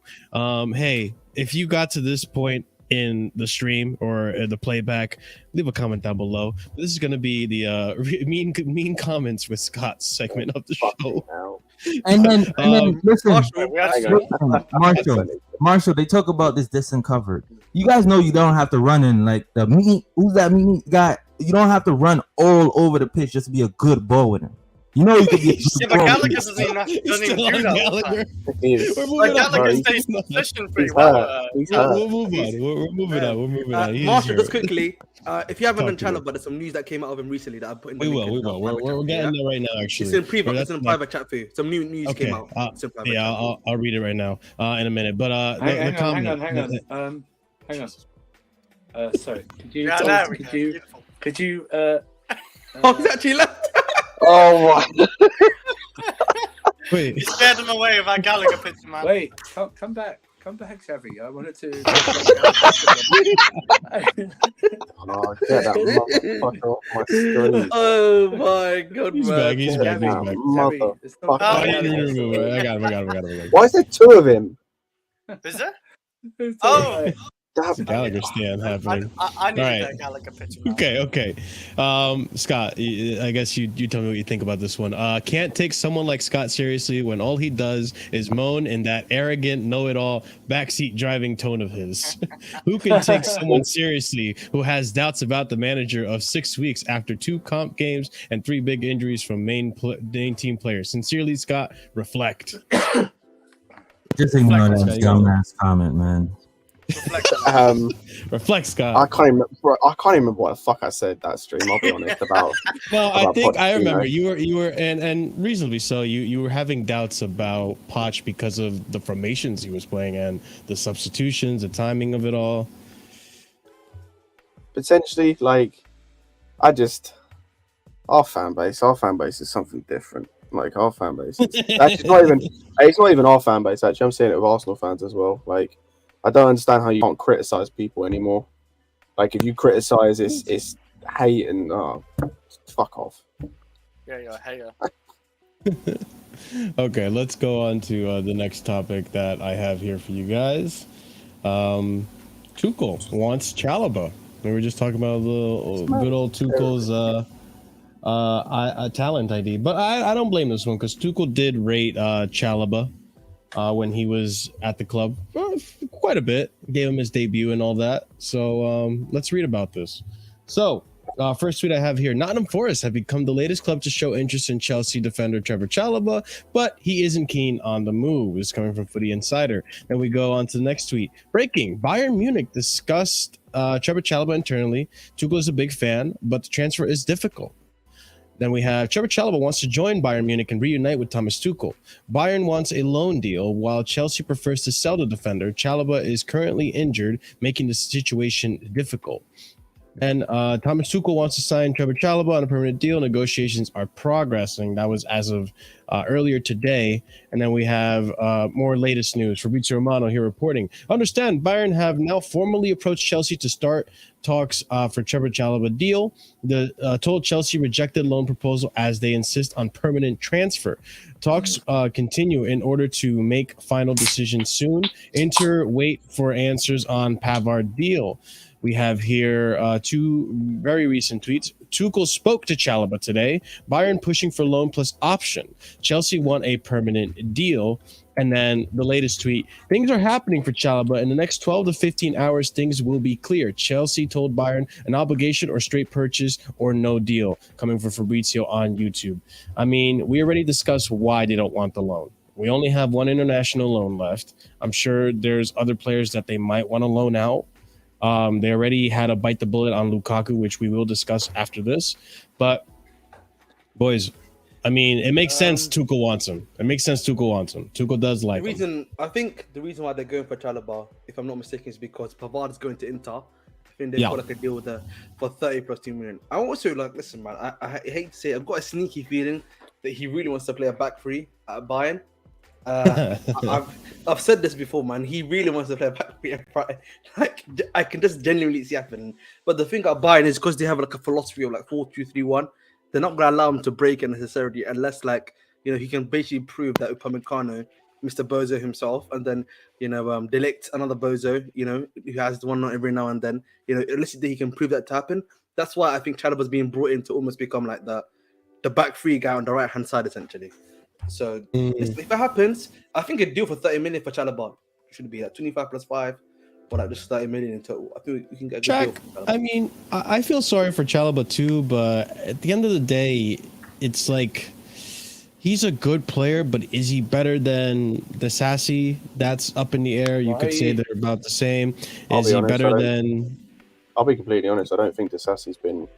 I don't think Disasi's been any better than Chalobah was at his best. That's what I mean. It's in the air. It's a debate. Like, you could say one is better than the other, and yeah, it's only been 3 games as well. But like, I'll for example, right? I don't think that the mistakes that Disasi made in the West Ham game were any worse than the mistakes that Chalobah are any I agree. less egregious or anywhere near as kind of. I think they were as bad. That's what I'm trying to say, as the mistakes that Chalobah kept getting cooked for by people on a weekly basis. Also, why is he's going to Bayern Munich? He's going to Bayern. I don't feel sorry for him. Like, it kind of sucks that he wasn't able to stay. Talk about the message. No, I know. Why? He's going to Bayern Munich. He tried to fit that. It sucks a little bit because obviously I would have liked him to stay. He wants to stay. I mean, he wants to stay. That's the other thing too. But yeah.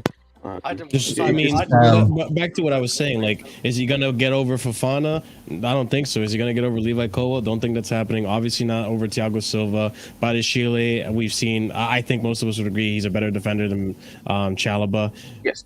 It's really a competition between him and Disasi, and I don't know. Disasi, we need to see more games, but I agree with what Scott's saying. I don't think Disasi did anything different than what Chalobah probably would have done in that game. You know, so. I mean, sorry for him as he wants to stay. Yeah, I understand that. Just to point out to Thebe in the comments, the only guy this guy hit on in terms of talent ID for centre backs was Ake. Every other guy we looked at, that Tuchel wanted was arse. Delict, arse. Kimpembe, just full of mistakes. Koulibaly, arse. But I would also think that does this now go back to Poch, that even with Fofana injured, we didn't think Chalobah was the right man to replace him long term. Do you know what I mean? That might be as well. So you can't listen. This is always going to happen.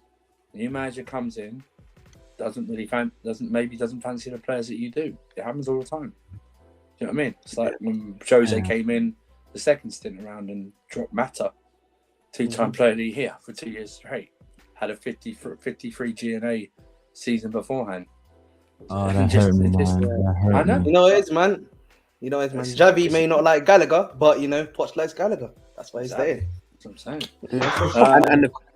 And the thing is like Andrew's right, and it's down to the manager and these players that he puts faith in who prove that it's the right decision. Like, I was going to say with Jose, like you could argue he was right in his decision with Mata, but you could also argue long term he was really wrong, because in the long term it probably fucked us.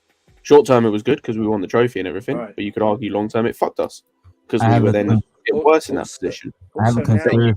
If you think about it, with the Sassy there, I know he's had a mixed start, and we've got to remember he didn't have any pre-season with us; he was just thrown in. And with Fofana coming back and then hopefully staying injury-free, he's still then, even with like Thiago Silva potentially leaving this summer, he would still be fourth choice, right? If we're looking at who's there, because you got Chilwell, who started off very well, and Future and everything like that. So, I don't think anyone should feel sorry for him. He's going to, but you know what? He's a very humble kid. His upbringing and in his private life and stuff like that. He's a very humble guy. He's going to Bayern Munich. That's what I'm saying. You know what I mean? It's like, it's good. You know what? I hope he does well there and really establishes himself, because I think he is good, and he got better with us the longer he played with us. So I wish him well. I can understand them. The end bit of that was they'll take a loan, but only if it's an obligation. So that's why do like when people going for our players loan, but we want their players 60-70 mil. It's the Premier League now, isn't it? That's just what happens. I mean, look at United with Maguire. That's now turned into a loan deal. Yeah.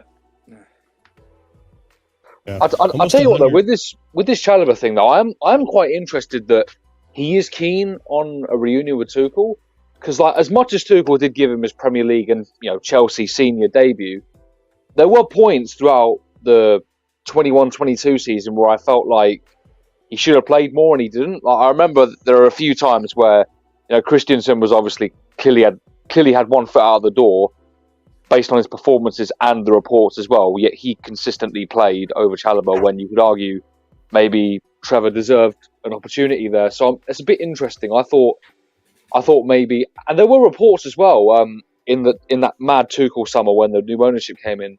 There were reports that Chalobah could even leave on a permanent to seek more game time because Tuchel, there just wasn't the assurances there. So I do find that quite interesting. I don't know if any of you guys remember that, but that's just me thinking. I do remember that. Sorry, go Scott. No, you go. Sorry. I said there's always been rumours about him leaving, even before the Sassy came in and stuff like that. You also got to remember he tried to fake that injury. Again, he is talk about FFP. No people like to do about it, but he's on the books as straight profit. True. No matter how much we sell him for. No, Andrew, I understand our point of view. I'm just saying, like, I'm a bit surprised that he wants to go to Tuchel. Listen, you listen. The way this kid's been brought up, what he does, everyone knows what his choice of religion and stuff like that. I just don't think he holds grudges. You know what I mean? I just don't but think also, like, well, fair play to him. That's a good way to live. Why wouldn't he want to go to Tuchel though? Why wouldn't he want to go to Tuchel? Gave him his debut. He had his Tuchel trusted him. Yeah, like, Tuchel trusted him in like really, really tough games. Like he played him against Liverpool. There was even times where I remember there was 1 or 2 games where Tuchel played him in a DM position. So Tuchel actually trusted Chalobah. I think there is a little bit of loyalty guys, we're not between the both of him. them. We're not talking about him going to a Turkish club. It's Bayern Munich. Mm-hmm. Yeah, I mean, even with Tuchel, if it's a Tuchel big wasn't club. even there. It's Bayern Munich. You know what I mean? It's not Bayer Leverkusen. It's Bayern Munich. It's not 18. Plus, he's going to win the league. It's Bayern Munich. Yes, and he's going to play in the Champions League. Yep. So why wouldn't he go there? Why would he's definitely going to be making a deep run in the Champions League for all we know. He's better than I'm sorry, I don't care what anyone says. He's better than Upamecano. Yeah. Oh, he's definitely good. Yeah. No. That I agree, bro. That stuff that Gallagher be sniffing, you got a little bit. Jambi, have you seen Upamecano be playing like last season? But he's not better than him, though. I've got a sore throat. It's my voice. I can't speak that loud.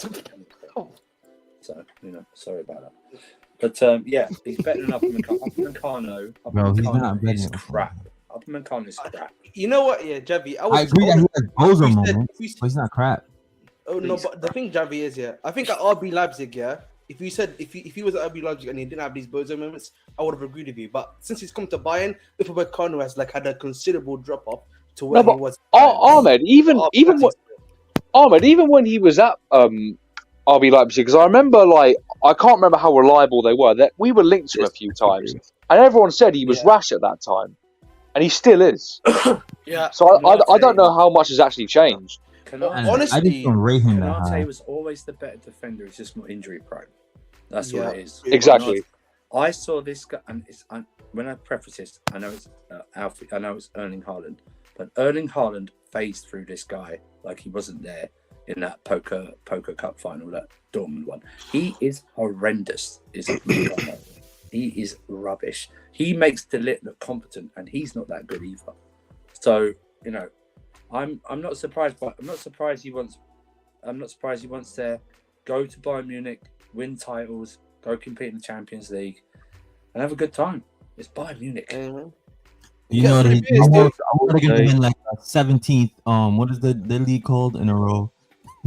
Oh, it's it's Bundesliga. They've won 11 in a row, right? So yeah, they've won 11 or 12. Yes, 11 or 12. Yeah. And they are because of the 11th that they won.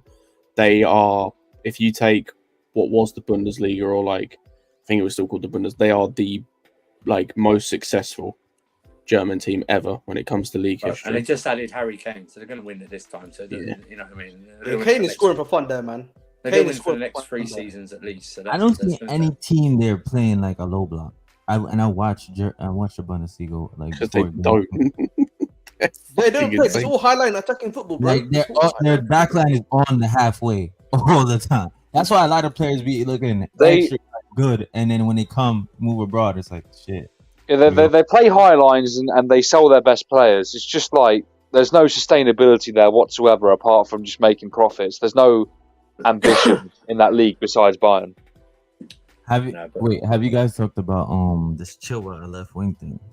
No, we don't need to talk about it. But how he escaped? I mean, we have in match reviews. But not just the left wing though. How his performance. No. There's a big reason why. We've done this. We've got loads of other stuff to talk about today.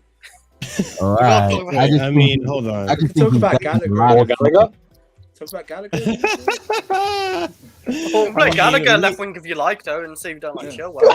We could potentially get into that topic because there is something that is confirming with the winger situation, and this popped up today from Fabrizio.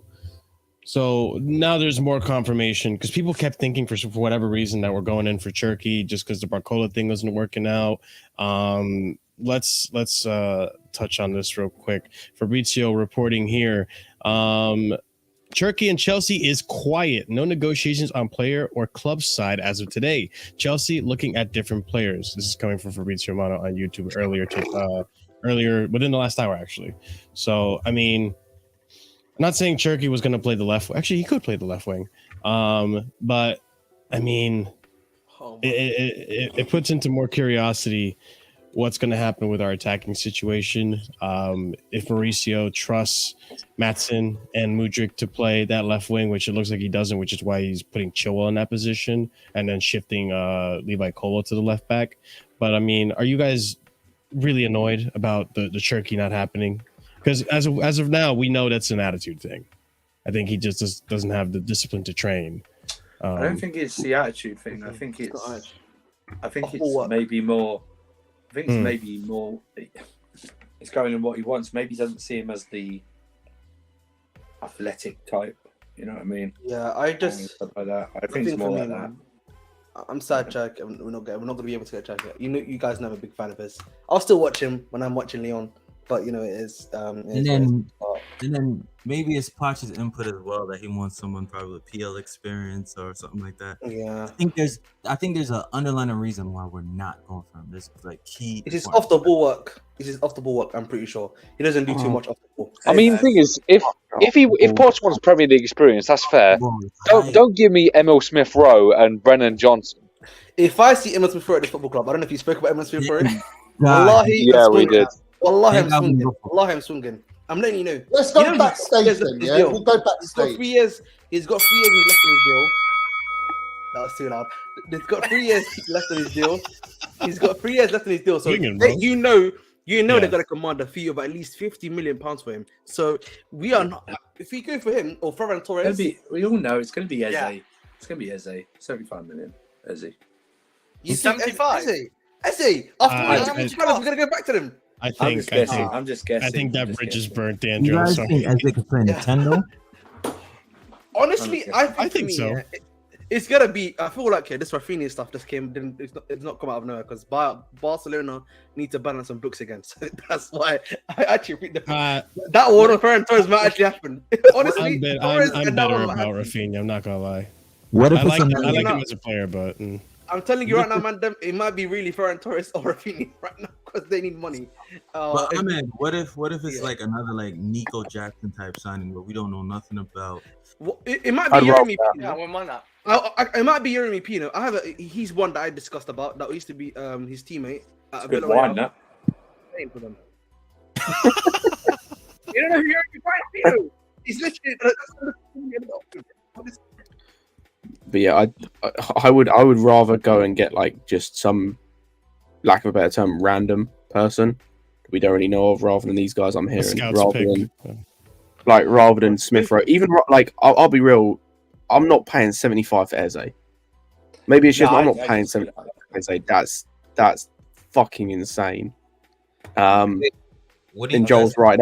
They'll probably charge us anywhere from 80 to 100 because it's them. Yeah, that's why you have to these shit. Honestly, man, just paid the 60 million release clause for that guy from Sporting. Honestly. Yeah, I was gonna ask why. But why literally for me, if it's just you might as well just do that. I think the only reason we're not doing that is because of the FFP situation. That's literally the only thing I came up with as to why we're not breaking that release clause. Why you sold Chalobah for 35 and But wasn't the reason why we sold for 50?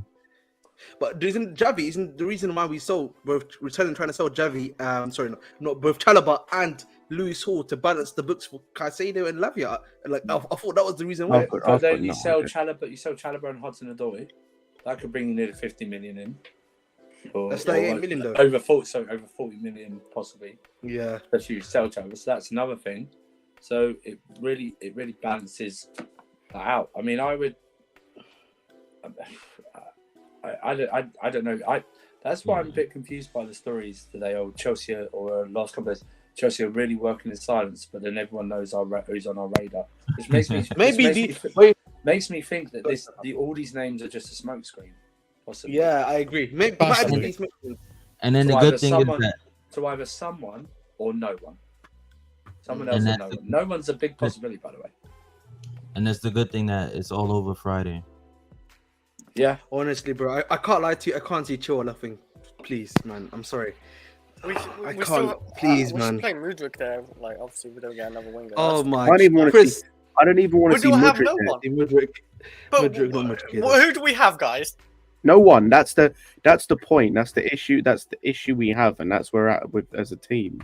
Like our left options are Chilwell or Mudryk. Like that's literally our left wing options.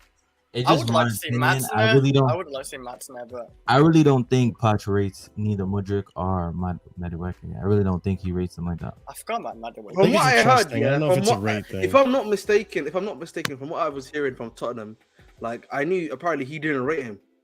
If I'm not mistaken, Madueke at Tottenham, he didn't rate him either. So, bro, and I can't lie. This if that's the case, it fully just comes back to the thing that I talked about when the whole Poch thing, like earlier on in the summer and earlier on, where it's like the foreshadowing, the thinking with some of these guys of like the 8-year deals and all that is cool and all, but you've now brought a coach in who doesn't rate Chalobah. You just sign him on a 6-year deal. It's good enough to like. Luckily, we can sell him. That's calm.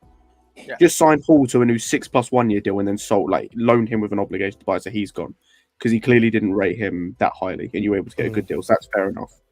Like the whole Maatsen thing, it's fine, but it's looking like he now doesn't rate guys you've spent big money on and have offered 8-year contracts to, who in terms of trying to flip those, you're gonna Madueke, you might be able to break even. Mudryk, if you try and sell him now, because it looks like he's not rated anytime soon. And depending on if he can improve or not, obviously there's time. I'm not writing him off now. But I'm saying if it continues as it is, then cool. How are you recouping that money that we spent?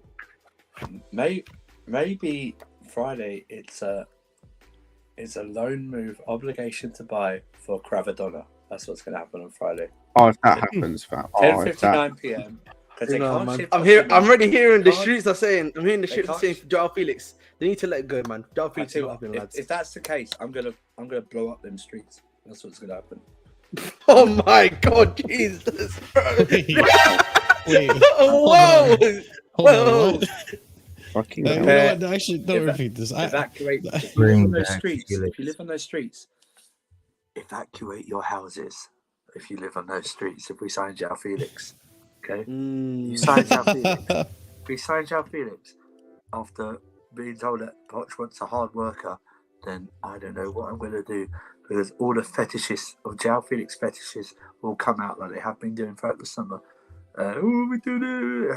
Piss off. He's my. You know what? He's my Gallagher. Joao Felix is. He's my Gallagher. Let's have it right. My Gallagher. ZH was my Gallagher, man. And like the fact that he's out, man. ZH is gone. I don't care. You know we could do, guys. This is I propose a different solution. Oh yeah, maybe sneakily Albert. Yeah, sneakily Albert. That guy's close enough. He's injured. He's injured, by the way. Maybe we don't send this guy off. Maybe we give him another chance. We love injured players. Let's talk about my Gallagher, Callum Hudson-Odoi, right? Let's bring him up here. All right, Nottingham Forest close to agreeing a deal with Chelsea for permanent signing of Callum Hudson-Odoi. This happened as a result of Fulham not wanting to pay $8 million. I guess Nottingham Forest are going to do it. So let's see what happens. But hey, another signing that we can put towards FFP, kind of free money. It's kind of wild that he was worth how much for Bayern not too long ago? 60. I remember it being 80. I remember it being 80 euros or something. I'm starting to think that story wasn't real to begin with. Okay, fair enough. Seems like we're always linked to Bayern. The price keeps on changing. Oh, you know what, man? Honestly, for me, it's a sad tale for Callum Hudson-Odoi, man. It's actually a sad story. You know, even though I like to cuss out Callum Hudson-Odoi, like the fake 1v1B, man. You know me, I like to make little jokes about him. But honestly, it's actually kind of like a sad story. He's not like ROC, where at least he was able to, after such a massive injury, come back in some way, shape, or form to do something, and he's actually playing quite well now at AC Milan. But like with Cho, it's just been, since the injury, it's just been constant down. It's literally just been constant downfall for him. So you know, it's very sad, man. This guy didn't even ball out in the Bundesliga. That's what I'm saying. He didn't ball out in the Bundesliga. They switched him from wide to play as a 10. He had one stinky assist and got one goal like that. They even dropped him right at the end as well. I mean, this guy, you know, I know he had that injury, but we're like 4 years on now. Do you know what I mean? Well, 4 yeah, I hear you. No, it was Andrew. it was Achilles and stuff like that. I understand that, but you know what? I just, you know what? Just go. Just go. Andrew, do you know what makes it worse? He's going there to warm their bench. Yes, yeah, you're right. Wow. Oh, you don't think he'll replace Brennan Johnson? Nah, Brennan Johnson's But better. who's playing? Andrew, never mind that. Do you think he's playing over Elanga? Oh shit! No, yeah, he's not playing over yeah, Lambert. you're right. He's not yeah. playing over Lambert. No. He's not playing over Langa. He costs more. Langa costs more. He's not playing over Langa. Bro, he's gonna be this. He's gonna be their fifth. He's gonna be their fifth choice attacker. He's gonna be their fourth choice winger. How mad that is. It's really sad. Sorry, Poch, who is CNF CWP, by the way. I didn't know that. How can you say in Italy it'd be easier? Bundesliga. How did you know that? How do you know that? First of all, Yeah, man. Bundesliga is That's set up bullshit for players. We've seen Sancho Odoi. He scored 2 goals. Play well in the Bundesliga. We didn't see the real Odoi play well. This guy, listen, it's a shame. It's a shame what happened. Listen, you overhyped him. Everyone did. That's fine. But listen, Ahmed's right. At least Ruben came back and had some good games.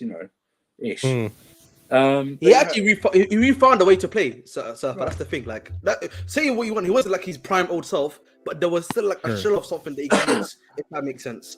Like and like, you should go to the MLS. Go play for Inter Miami or something. Because honestly, for me, like he's not like when he came back, everything like it's just not everything's not gone right for him. I know people are saying he can rediscover himself at Nottingham Forest, but if he's ever gonna get enough game time there too, I'll be fascinated to see. I'll be fascinated to see what he's on at Forest. What wages he's on? He'll probably be the usual money, 50-60k a week. He's gonna be on regular schedule money. That's what they usually give. Oh, everyone did overhype him. Come on, man. He had that pre-season game against Arsenal and Ireland where he did a couple of dribbles and a few step overs, and everyone was going, "Oh, we got to sign him because apparently Bayern want to buy him. Bayern want to buy him for 80 million quid. Are you insane?" I thought it was 35 million, Andrew. Like, no, it was, man. The Europa, you know what is Safa? It was Europa League 1. You know what I mean? The Europa League 1. He had him and Laguma Loftus-Cheek where they were playing really well. That is what the hype came from, and then people were just extrapolating from there. How great he was going to be. If you remember, Loftus-Cheek, you gotta admit that Achilles injuries did play a effect. No. That I agree with, Javi. That I agree with. Don't worry. You lose that burst. But he wasn't worth all the hype. Like, at least Ruben had that season with Palace, and then he went to the World Cup. Do you know what I mean? At least he had that in his back pocket before the injury came along, and actually showed it in the Premier League as well with performances.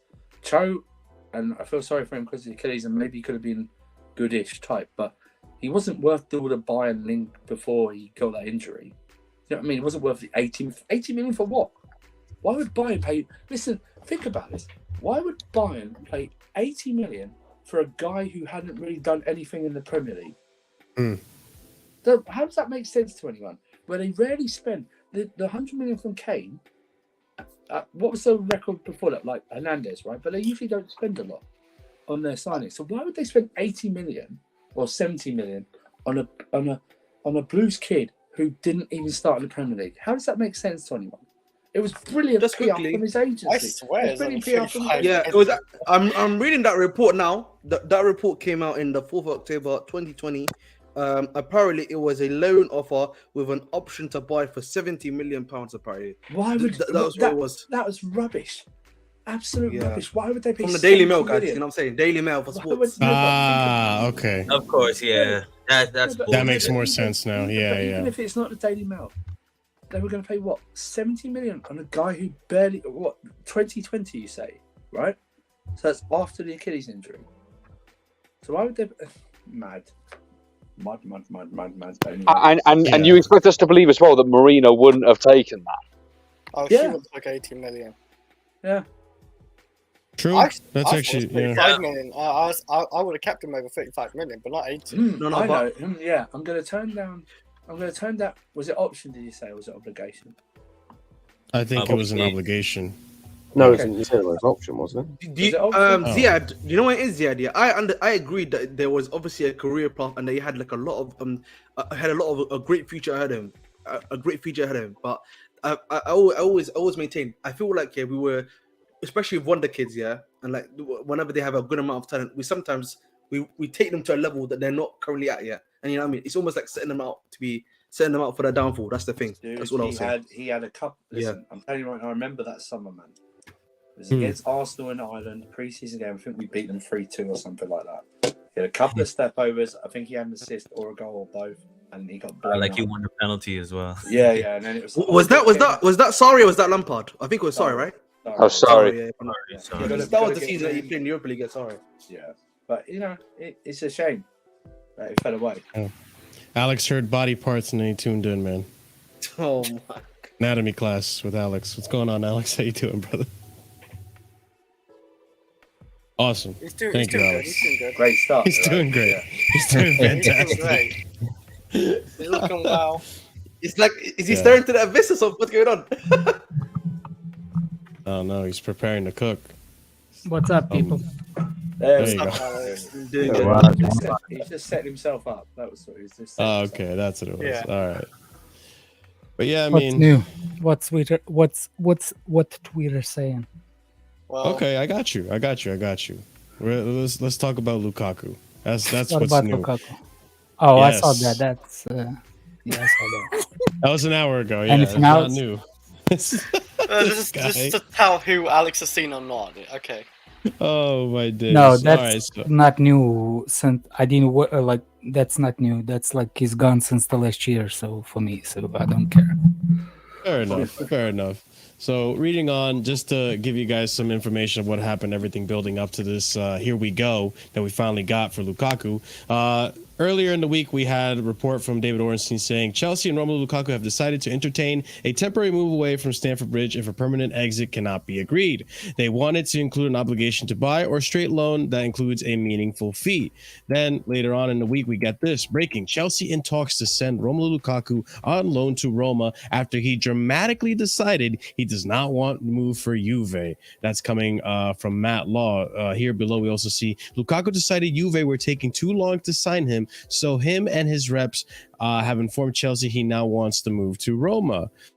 Moving on, I understand AS Roma officials are here at Stamford Bridge to close out the Romelu Lukaku deal. They will watch the game with Todd Bowley. Roma offering 12 million euros in wages for Lukaku, but Chelsea want loan fee as well. The agreement between Roma and Chelsea is now close, with Chelsea expected to take a loan fee of 8 to 9 million pounds for Romelu Lukaku. Roma is also working on Lukaku's wages, which Chelsea will not contribute to, so he will have to take a cut of to about 7 million pounds per year, according to Matt Law earlier in the week. And we have here Chelsea and AS Roma are now talking about a loan fee. The Blues want 7 million euros and Roma want to pay only 4 million euros, coming from Santi JFM. Then Fabrizio Romano here saying it's not a done deal, but Roma and Chelsea for Romelu Lukaku. Negotiations are ongoing over fee and salary coverage. Roma confident on a loan only with no obligation. Yeah, I'm getting there. So, oh fuck you again. Moving on. Again and this always. This yeah.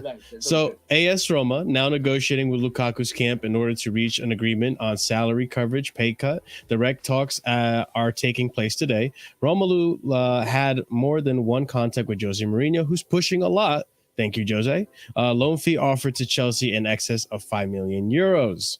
Then earlier today as well, AS Roma want Romelu Lukaku deal done by today. Negotiations took place also on Sunday night with Chelsea and players side after 5 million euro loan fee proposal. Roma are really pushing to get it sealed. No mandatory buy clause included in the deal.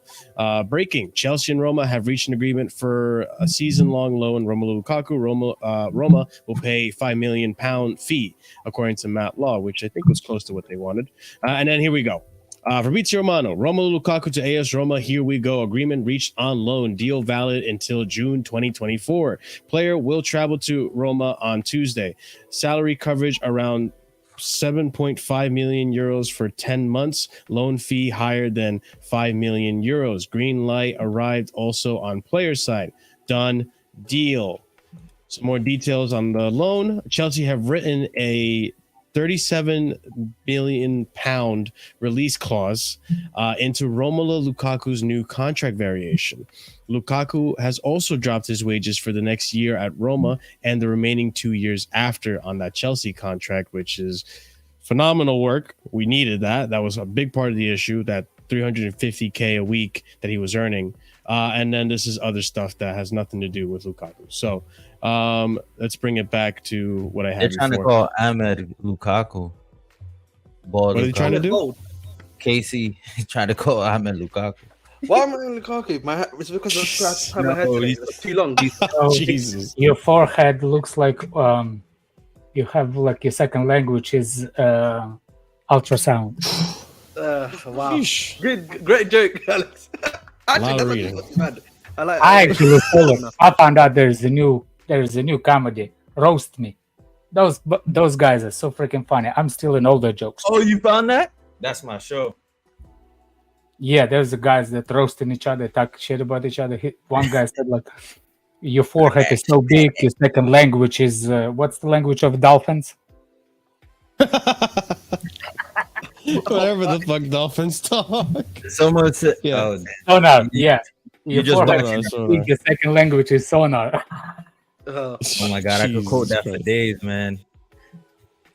Is this roast battle? Is he talking about, or is this another show? No, it's the guys talking shit to each other. It's roast me. They're in a classroom and they just roast each other. Someone's in a hot seat. I wasn't laughing so hard in a long time. Oh my days! I can only imagine. But guys, it's finally done. Yeah, I watched that show, which is called Kill Tony. I think. Yeah, that one's hilarious. Oh, Kill Tony's hilarious too. Yeah.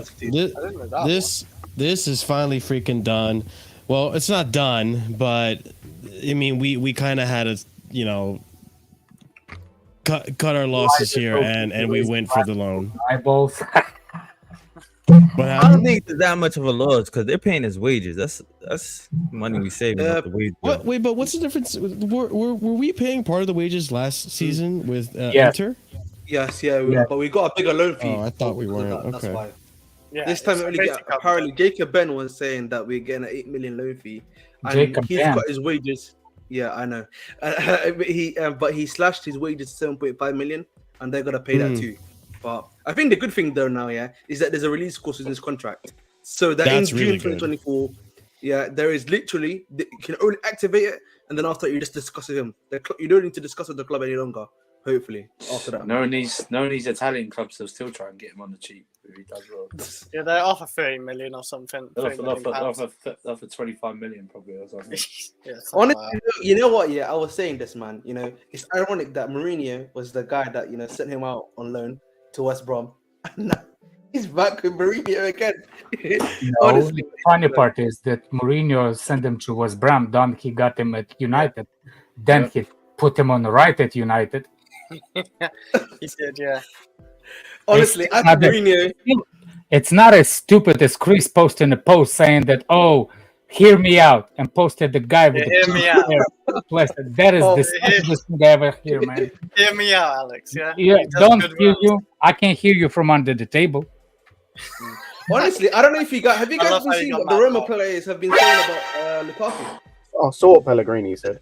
Yeah, honestly, I think we talk about final nail in the coffin. This is, I think, the final. This season is going to be the final in the coffin for him in Europe, in my opinion. After this, he's not playing in Europe again, man. Where's he playing? I mean, unless he I don't care. impresses. He's not in Europe. It's literally going to be. You don't think if he impresses in all Roma? it's going to take Mourinho took Tammy and now he took Lukaku. No, he's gonna join Jay-Z on the tour and Lizzo, one of them. Bro, listen, all it takes is one bad game for Lukaku. You know what Mourinho is like. He's gonna come out and interview and state it like how it is. You know what Mourinho is like. All it takes is to play very Why, well. Mike? Why would I care what Mourinho is gonna tell and what It's done. Cut umbilical cord, Ahmed. It's over. No. I'm talking about his career. No. I'm not talking about. Why would I worry about his career either? If he doesn't worry about his career, why should I? Fair enough. I hear that. I want him to do well so that he can leave. I don't. I want him to do well so that he can leave. I can't lie to you. I need to do well. No, but if he does bad, then we're still stuck with him. No. Okay, man. Life moves on. I don't want him to do well. I want him to be miserable prick like he is. He actually brought everything on himself. I didn't ask him to talk about himself like Benzema. But I want him to leave I'm Chelsea. on the same level as Benzema, as Lewandowski. I didn't ask him to do that. Did I? Yeah, we didn't ask him this to guy's a parasite, man. Either, remember. He has a triangle head, man. That explains a lot. You know what I find kind of ironic about this move as well? Tammy originally left Chelsea because he didn't see himself getting playing time because of Lukaku. And now Lukaku's following Tammy, who has out with an Tammy Abraham's ACL. got ACL injury. He's not playing this year. Yeah, He's not at playing Roma, this year. and I don't think he's playing when he comes back either. Now that Romelu's back, so No, but like he's out for the just- season. yeah. But He's actually even out for the if season. like, He's not playing. We paid part of his wages. Let's not lie. but if Roma decide to keep Lukaku, if he has a good season, he's impressed the team, then he stays at Roma. Tammy's. You really Shut believe up. Roma are going to pay 37 million for him? Yeah, man, you're dreaming. If he plays well, he might. They might. That's what I mean. If he plays well, you at forget 37 what- million is better than Let's what ask we. Andrew what he wants to do. Listen, I just think we just kick the can down the road to next year. That's all we can. Exactly. Kick the can. I just didn't want to. Giant, big ass can. I do like the fact that we've got him to reduce his wages, even for the last 2 years of his contract with us. Mhm. So we're paying him the 350. That's good. But I just think everyone's celebrating like he's gone. Well, it's not an obligation to buy; it's an option. Yeah. And listen. I hope he does well in the sense that Saudi Arabia just come in and just offer him. What I'm saying. I don't really care. I hope he does well in the fact that he does well that we can get him. I don't want Roma to win anything or do anything this season. In that terms, I want him to score all his goals in like that don't mean anything. But he just stat pads, and then whoever comes in next season can buy him. But all we've done is literally we're going to be talking about him. About June 2024. The worst signing Chelsea ever did. Ever. Yeah. I'll go one. I will first. take The worst our signing ever. drug dealer from Romania, I think it's the worst signing ever. back.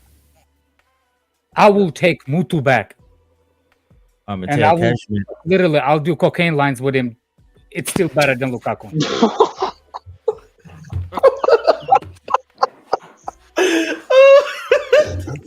Yo, that is great. like you need. Let's go backstage then, yeah? We'll go backstage. Don't use me. Go backstage, as a do crutch to cocaine. do the I cocaine. will take Andrew Tate of Romania back at Chelsea. Jesus. Just imagine that. Well, hang on a sec. So I got a question along the lines of I'd be Adam Longer 22's lines. Now you're talking. I'd be Adam 22's personal assistant to get rid of Lukaku right now. So it's all good. You what? I'll be Adam 22's You know what I personal want? I didn't want the loan to Pulling out on work out. 22 to get Tell you rid the of truth, fucking I didn't Lukaku. want the loan to work out. I wanted him to play at U21, the development squad, for a whole year. Yeah, Alex, this is the question I was about to ask. Like, it's about like, is anyone here worried about the precedent that this sets? Because initially our stance was permanent only, and now we've had to make a compromise. Is anyone worried about the precedent that sets? No, Nah, I think Lukaku I think Lukaku was a unique case. It was like we just made such a bad mistake on him. You know what I mean? Not with the way they've restructured his contract now as well. So the fact that now when he comes back, he's going to be he's still earning quite a lot. It will be different conversation if I had him, if I will give him extension contract. But if you think about it now, as well, also if he doesn't work out for Roma, because he's not earning as much as he was before at Chelsea, it changes negotiation tactics. It's probably most clubs would put off, right? He's earning 350, right? Oh no, we're going to have to match 350. Whatever he's dropped it down to, they can either match that or just slightly go a little bit above. You know what I mean? So that helps as well.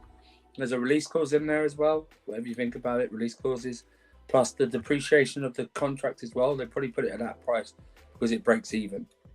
You know what I mean? It'll break even, so it won't be The like a guy big lot. had the commercial with Dunkin' Donuts. Yep. That's his best. No. Oh, I was gonna say.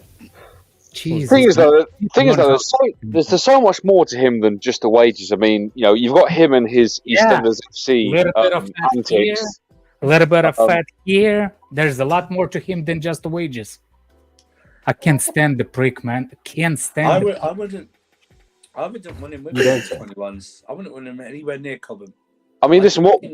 I'll make him do Winston Bogarts. No, I want him at Cobham U21 and benched. No, I wouldn't. I would have him just training by himself. You see, in whatever the far pitch is at Cobham, I want everyone that comes in at Cobham going, see that guy? Look at Burke. See that guy over there? Yeah. If you screw with us, that's you. That's you. Exactly. That's you right out there.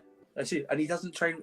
Didn't we owe like Ukraine some money? Maybe we should send him over there. He's a big target. All I'm saying is like divert, like shoot this way. Don't shoot this way. Shoot this way. Oh my goodness, guy. That's how you don't like Gallagher. 10 times more. I don't like. I was just about to say he hates Lukaku more than I hate Gallagher. he blows me out the water with that one. I forgot. Look, I looked up commercials Lukaku's done. That's the. And I forgot. You saw the Calvin Klein one, didn't you? You saw the Calvin Klein one, didn't you? Yeah, I forgot about this one. I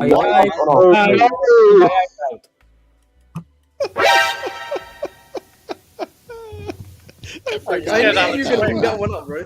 I forgot about that one. Really, bro? I totally forgot. He can get his rap career off the ground.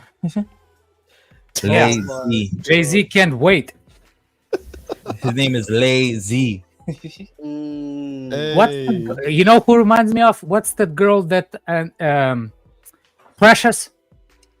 That's his next step. Oh my god. Ugly fuck. Oh my. Oh my god, Alex. Hey, at least we're happy. He's gone for the season at least. Hopefully he leaves forever after this. Someone activate the release clause. Saudi, China, whoever. It doesn't matter. I just want him gone. I'm not sure China has got the facilities for that, big man. I doubt he's going to Saudi no more. Whoever. I just want to know. I just want that picture of him kissing the Roma badge. I just want that picture. Oh my god! And then what I want. Let's go. Then what I want is someone far talented than me to edit a video of him kissing every badge. But then also, you know that picture of the Liverpool players that they got rejected by in Liverpool shirts? A picture of Romelu Lukaku in every shirt he's ever had kissing the badge. That'd be amazing. Just a collage. There's probably a stat of the player who kissed more badges than anybody else in their career. Yeah. Of course there are, man. Oh my god. There should be a stat.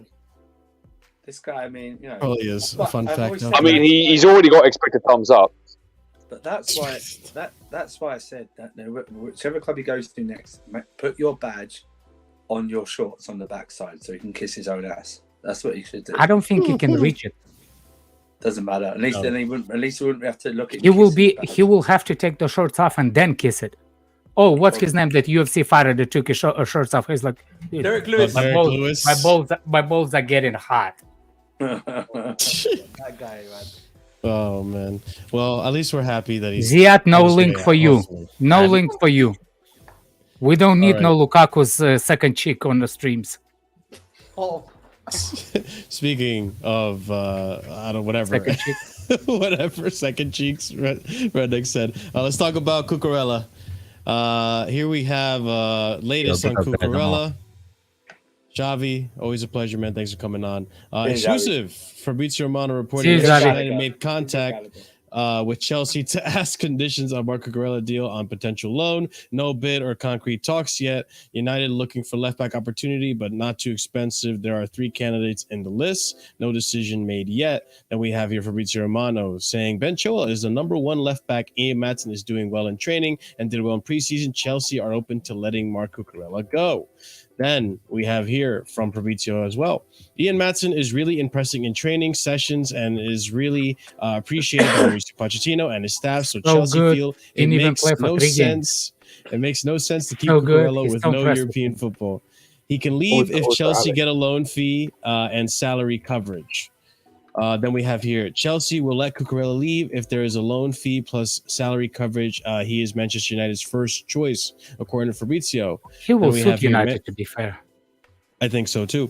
Manchester United and Chelsea spoke on Saturday about Marco Cucurella loan deal as revealed yesterday. Understand, Chelsea are open to letting Cucurella leave on loan, but only at their conditions. Loan fee / coverage salary coverage. Jesus Christ. Up to United, as there are 3 options for left back. I think those 3 are Marcus Alonso and Reguilon. So There's correct me if I'm also wrong, one about guys. Tagliafico now. Oh, you just got it off as well.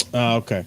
Oh, right here. So Manchester United are still discussing internally about best option for new left back. Contacts took place again today for Marco Cucurella. Also Alonso and Reguilon remain in list. United also called to ask for conditions for Tagliafico deal, well known by Ten Hag, and that is the latest. I mean, this is all happening as a result of Luke Shaw being out for quite a significant amount of time, so they need a left back option. They are desperate. He's only out for a month, I think, Luke Shaw, by the way, or two. Ten Hag guy, man. Ten Hag, man, loves the old guys that he's played with, like Bayern, who Casemiro and Højlund. Every other signing that he's known like at one point in time. But even Mount, because apparently he knew about him at Vitesse. I still don't want it to happen. Same. I think we'll Also- strengthen United real well. I just don't want for that reason. Also, just want to remember when I was talking earlier about a certain guy that people don't afford the same, luxuries that they've given Gallagher after 3 games. I was talking about Cucurella. He hasn't been given the same opportunities that Gallagher's been given this season, and yet people are praising Gallagher. No, it's kind of hard to give it to over that fraud of the second captain. I know, Alex. That's not my point. It's more of a fact of like the amount of people I see talking about get rid of Cucurella when it's like, but you are the same man who want to keep Gallagher in after like 2 good games. Because I don't give a shit what people tell me about that Liverpool game. The only thing he did well was defensively speaking, tackling. On the ball, he was shit. So it's 2 games, and you man are talking about you want Colin Gallagher to stay, and like he has a place in the team after 2 good games. I would say get rid of him. I think we're keeping him for the English tax. Regardless, Alex, that's not what I'm talking about. I'm talking about from the fans' perspective. Oh, I don't listen to the fans. Fans are stupid. I know, but it's more just like. Did you see Chris last week? Did you see Chris last week? You get so offended. I'm sorry. I try not. You should be sorry. Remove the tweet. It's more just highlighting the hypocrisy of Chelsea fans. Of like, for all we know as well, this guy could be given an opportunity to play left back. To the kind of what Colwell's doing now. Look what Colwell's doing now. He's not really progressing that high up the left-hand side. He's not overlapping. He's doing a bit of underlapping, but a lot of what he has to do is defensive work. You could ask Cucurella to do the same thing because that's what he was doing, particularly towards like the latter half of the season under Brighton when he was playing really good as a centre-back. Who's to say he couldn't do a job there? And then 2 games or 3 games, he plays well after 2 or 3 games. All of a sudden, our tune's changing. Do you know what it is? I just don't. If that is the case, I just don't understand why he's not starting. Is it just like a thing of like where Poch, it's a popularity within the team, Ahmed? You think that's? I heard that he's a really popular person at Chelsea squad. Well, Cucurella. No, Chilwell. Yeah, it wouldn't surprise me though. He seems that he does have like a likable personality. I'll be honest. Yeah. Even Cucurella apparently likable personality also actually. Between the Spanish players either.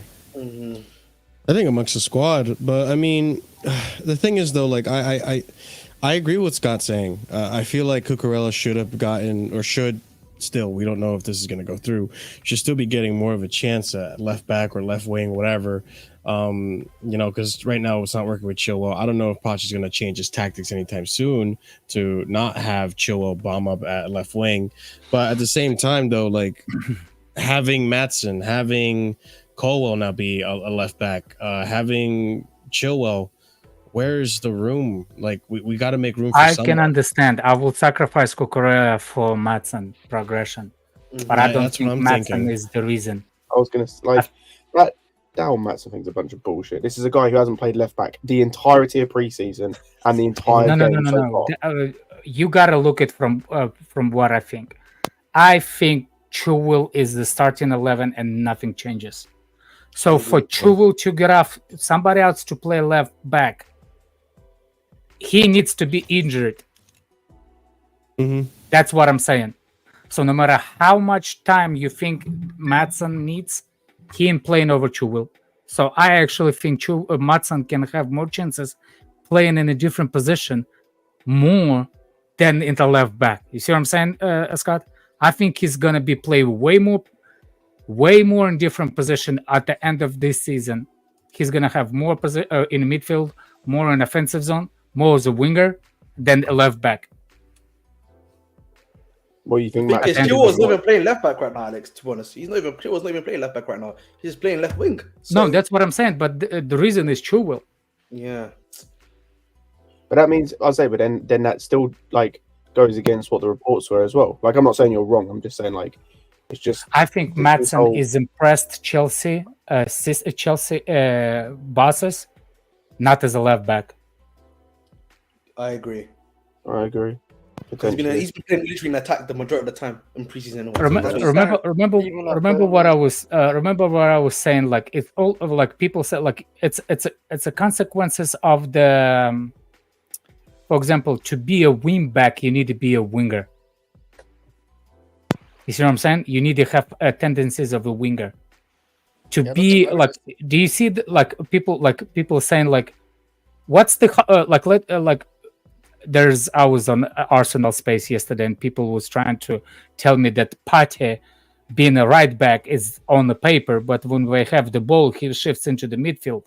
And I was like, okay, I see how you're playing it. Please tell me what's going on when you lose the ball, and how you shift it back. Does Partey has enough legs to come back? No, because Xhaka did it. Xhaka is faster than Partey into transition. And people's like, well, Pep Guardiola did this with Fabinho. Fabinho became a center back. It's easier to switch from the defensive midfielder. If you're a defensive midfielder, you understand the defense more. One of the hardest working positions on the field, it's a fullback. Fullbacks are the ones that has to be more physical, tip-top players than anybody else, because they are playing against the fastest players on the planet, which is the wingers, and they have to defend against them. Do you understand how physically tip-top you have to be to it? And if you think that Partey can do that, you dumb as you can be. Because it ain't gonna happen. What you need to do to play, for example, to be, you can play Partey as a center back because he thinks like a defender. That's why the defensive midfielders come from center backs more than any other positions. Do you see what I'm saying? So for Maatsen to be better at something, he needs to show something at the training ground. And I think Maatsen is actually the ones that shown. That's why we're not even look at him at the left back, because we're not interested in it. Aren't we just like, I mean, I think everyone should not be surprised that looking to get Cucurella out. He's not played any minutes. He's been on the bench. He's not played any minutes. Maatsen's played a few minutes. He came on against Luton. I think came against West Ham and Liverpool. So I don't think it should be a shock as well. They're probably not going to get the price, or they probably wouldn't go put him on loan, because from next year they could get, if he plays, I'll get a decent price for him. And like Alex says, Maatsen provides. I know he hasn't played left back in pre-season, but he can play other positions. He can play more than one position. You know, exactly. You might say, "Oh well, Cucurella can play left centre back," but I don't know. Cucurella defensively, I think he's at the fault for defensive system. Cucurella. We saw it in pre-season, right? Pre-season, I know Chilwell, you know, but you can't have two. It's the system failure. He can't adapt to the system as a defender.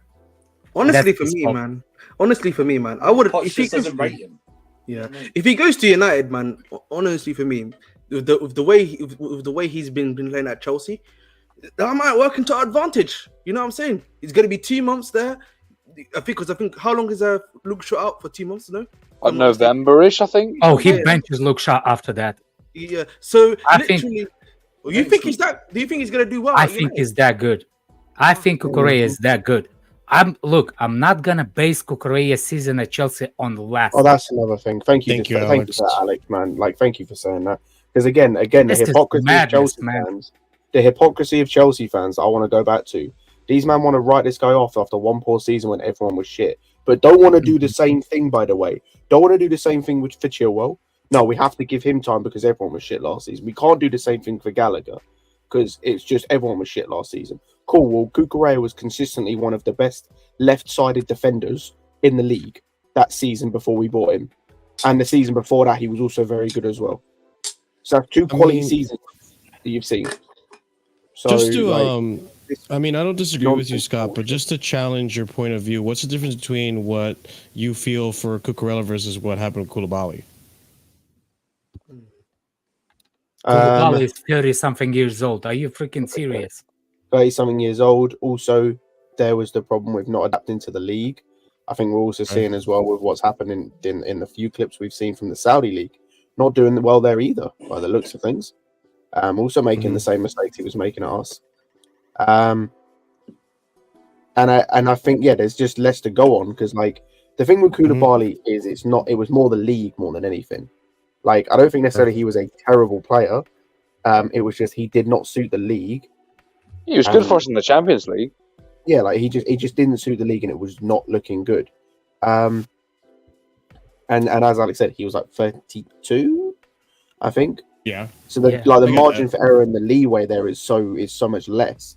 Because it's not like you can really give him a year because then he'll be 33 and it's like at that point, how much longer do you have left to go really before you kind of gone? If Cucurella goes to United, I promise you he's benching shop permanently. Shine will not see the Shine Lukaku gonna join themselves in a donut shop at somewhere in Rome.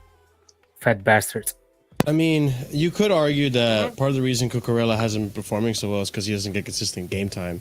At Brighton, he was the go-to left back. He played left wing back. He was the guy. He started every game. Here we wanted him to be, rotation with Chilwell because of the Chilwell being injury prone. Well, I guess we'll call him. You know what will improve? Yeah. You know who will improve? You know who will improve? The biggest threat United has right now. Number 10. He will improve him. You know how? Because Cucurella likes to overlap.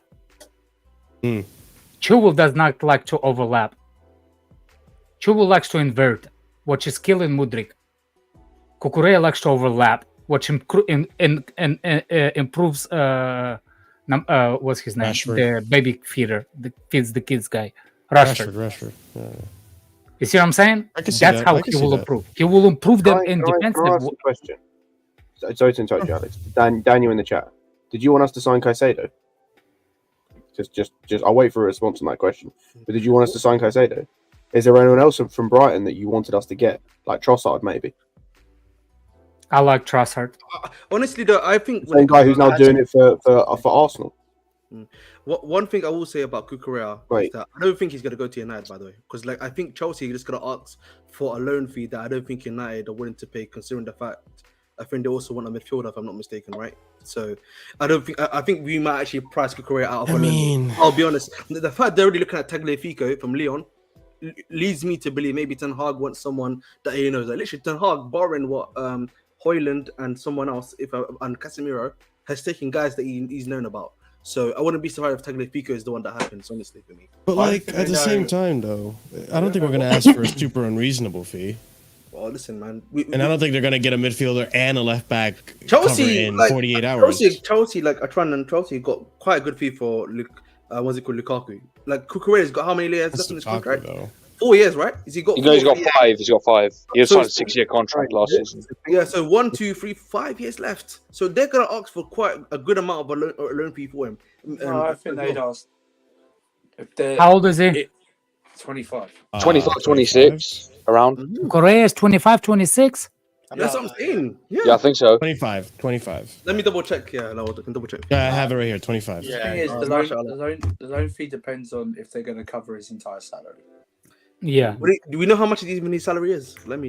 I think it's 175. I think somebody said. Yeah, so 150. I think. Yeah. So 175. That's nothing compared to the half United players on anyway. Like Sancho, who they're trying to get rid of. He's on 300k a week as well. No, 350, mate. 350. Oh yeah. No, it doesn't matter what any other Man United player is on. It matters if they're going to cover his salary for the season. Yeah, will depend on the loan fee we ask. I think Chelsea's helping up with two Chelsea's helping other clubs. If you think about Newcastle on the breach of breaking FFP rule, they talked since we Saudi brothers now with Newcastle's. We're like best friends now. What happened is we gave him loan fee for Blount, not him, the other one. Lewis Hall, yeah. The one that went to Newcastle. What's his name? Lewis Hall. Anthony Gordon. Lewis Hall. Oh, Lewis Anthony Hall. Gordon. When is Gordon is our player? Sign Anthony. No, that's why I said Lewis Hall first. He's time. just listing Stick to sonars. Stick to sonars. Oh my god. Lewis Hall will loan them and they buy him next season because they cannot afford it to buy. You know what I'm saying? I think that loan with Cucurella could be a potential loan him and you buy him because United can afford. But I think they have to sell players before this transfer window so they can actually. United. I don't think we get. Unfortunately, I don't think we get that with United. They'll insist on option, not obligation, which is fine. And then Chelsea will probably come back with like, okay, if that's fine, then the loan fee has to be high. Yeah. I think that leaves United squad 10 million or over. You know what I mean? I think that leaves United squad in a really strange position as well because they'll be like, well, there are 3 left backs at that point, so they're sure who's going to come back, and he'll probably take That's the kind of starting the situation we're in, you know. So you'll have Shaw, you'll have Cucurella, you'll have Malacia. Granted, he doesn't play much, but they have him. They have they have Lissandro who can play there. That's like 4 left back options. They're more than stacked over there by the end of it. And actually, and this, you know how bad it is. They have 4, but none of them are actually good enough to play. Which I think even leads to Alex's argument that if Cucurella does really well there, which he does have the capability to do so. Oh, but on top of that, on top of those 4, you also have they've been playing Diogo Dalot there. That's 5. But remember, Dalot's like fired with Aaron Ramsey for his spot. He's Right playing there because they haven't got any left backs. So exactly. He played there a fair bit last season though. Like, there were a fair few times I saw him. Another thing United have a problem with is centre backs. True. And guess who's playing centre back? Cucurella. Luke Shaw was playing there last season. True. That is very true. I can tell you that French Eiffel Tower on the right is injury prone. He's injury prone. Yep. Brown's injury prone. Who do you play? I tell you what, Tony Evans. We will be there, man. That back line of 5-foot defenders will be. guys, I can't lie to you, man. I honestly would rather they get Tagliafico because he would actually make the situation worse for them. We need them to get Tagliafico from Lyon. Honestly, we should hope that happens. What is he talking about? We should hope that he's linked. He's been linked. We should, or like Alonso. We need to hope they get those. I mean, I to be honest though. Oh yeah, to score against us, Ahmed. Okay. What do you mean, Alonso? That's what's going to happen. He's going to score against us. I know it. Listen, Alonso defensively, bro. We're gonna have fun with him. That's all I'm saying, man. No. When we play him, he's gonna have a masterclass. You know what happens. You know the story.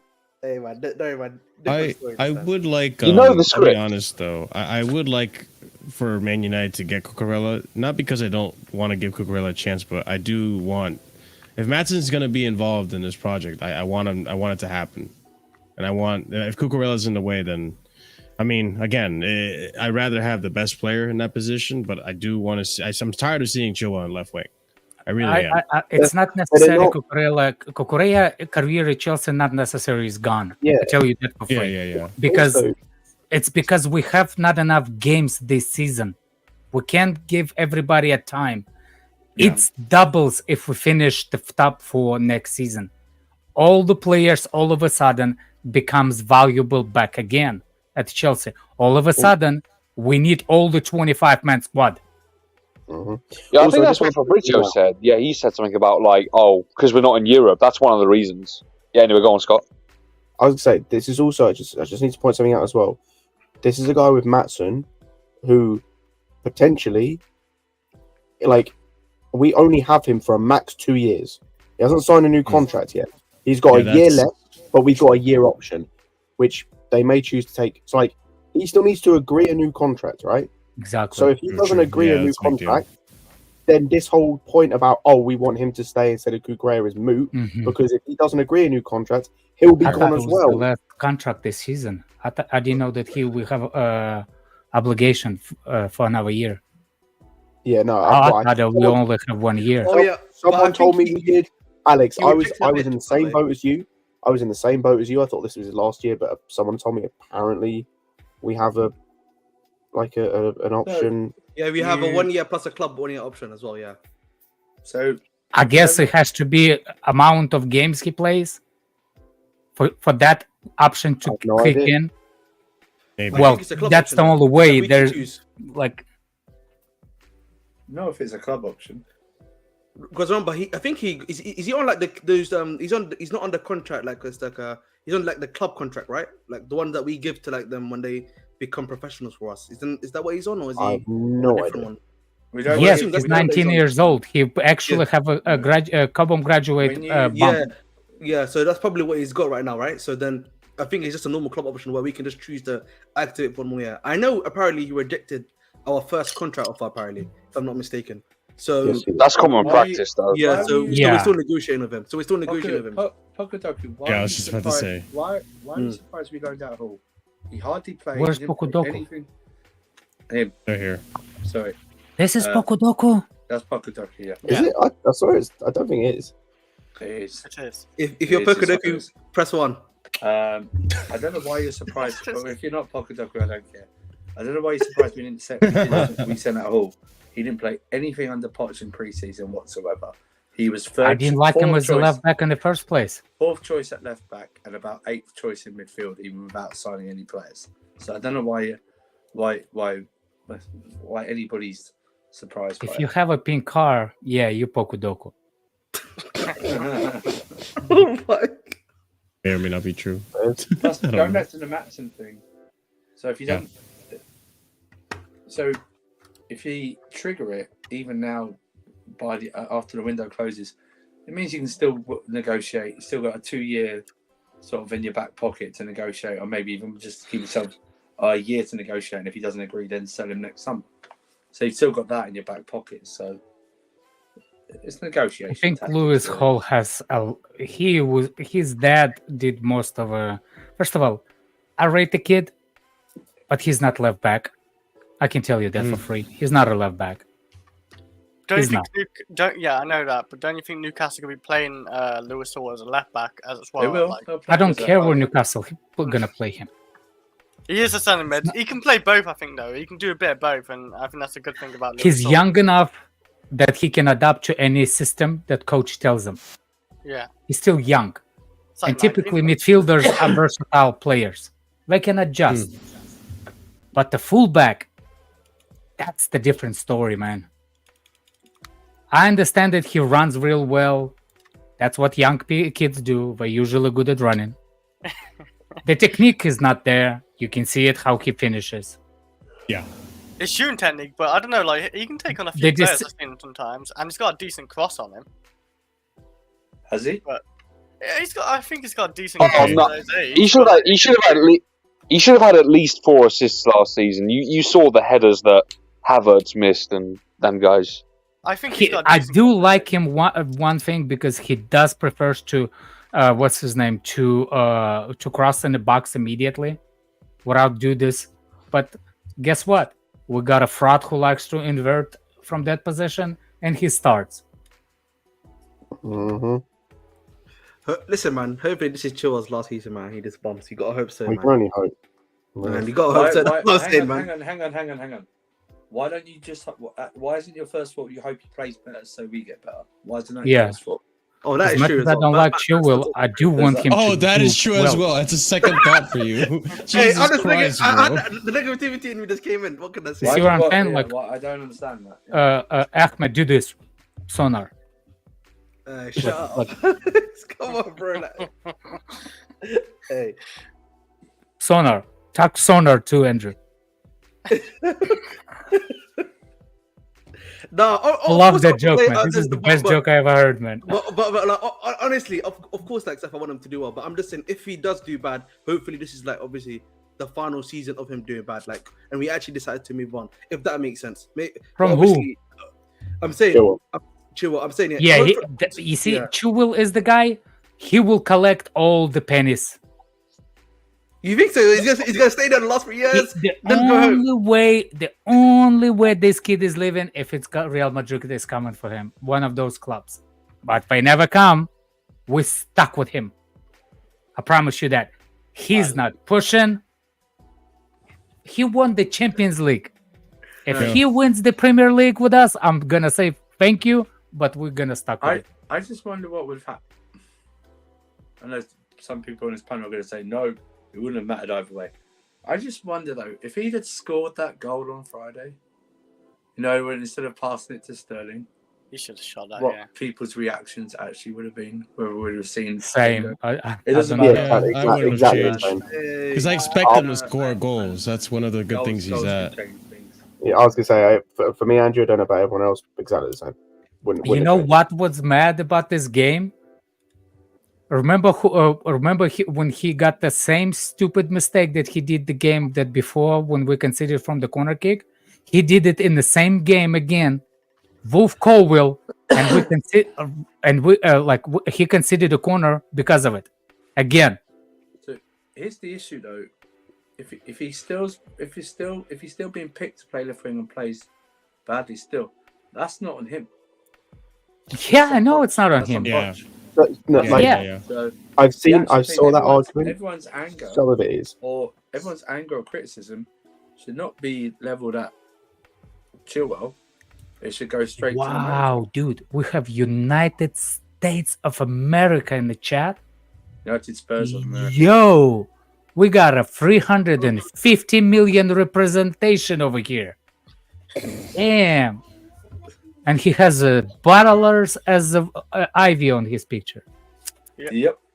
What's up with Mudryk? Nothing. He's injured currently. I think he'll play. I think he'll play.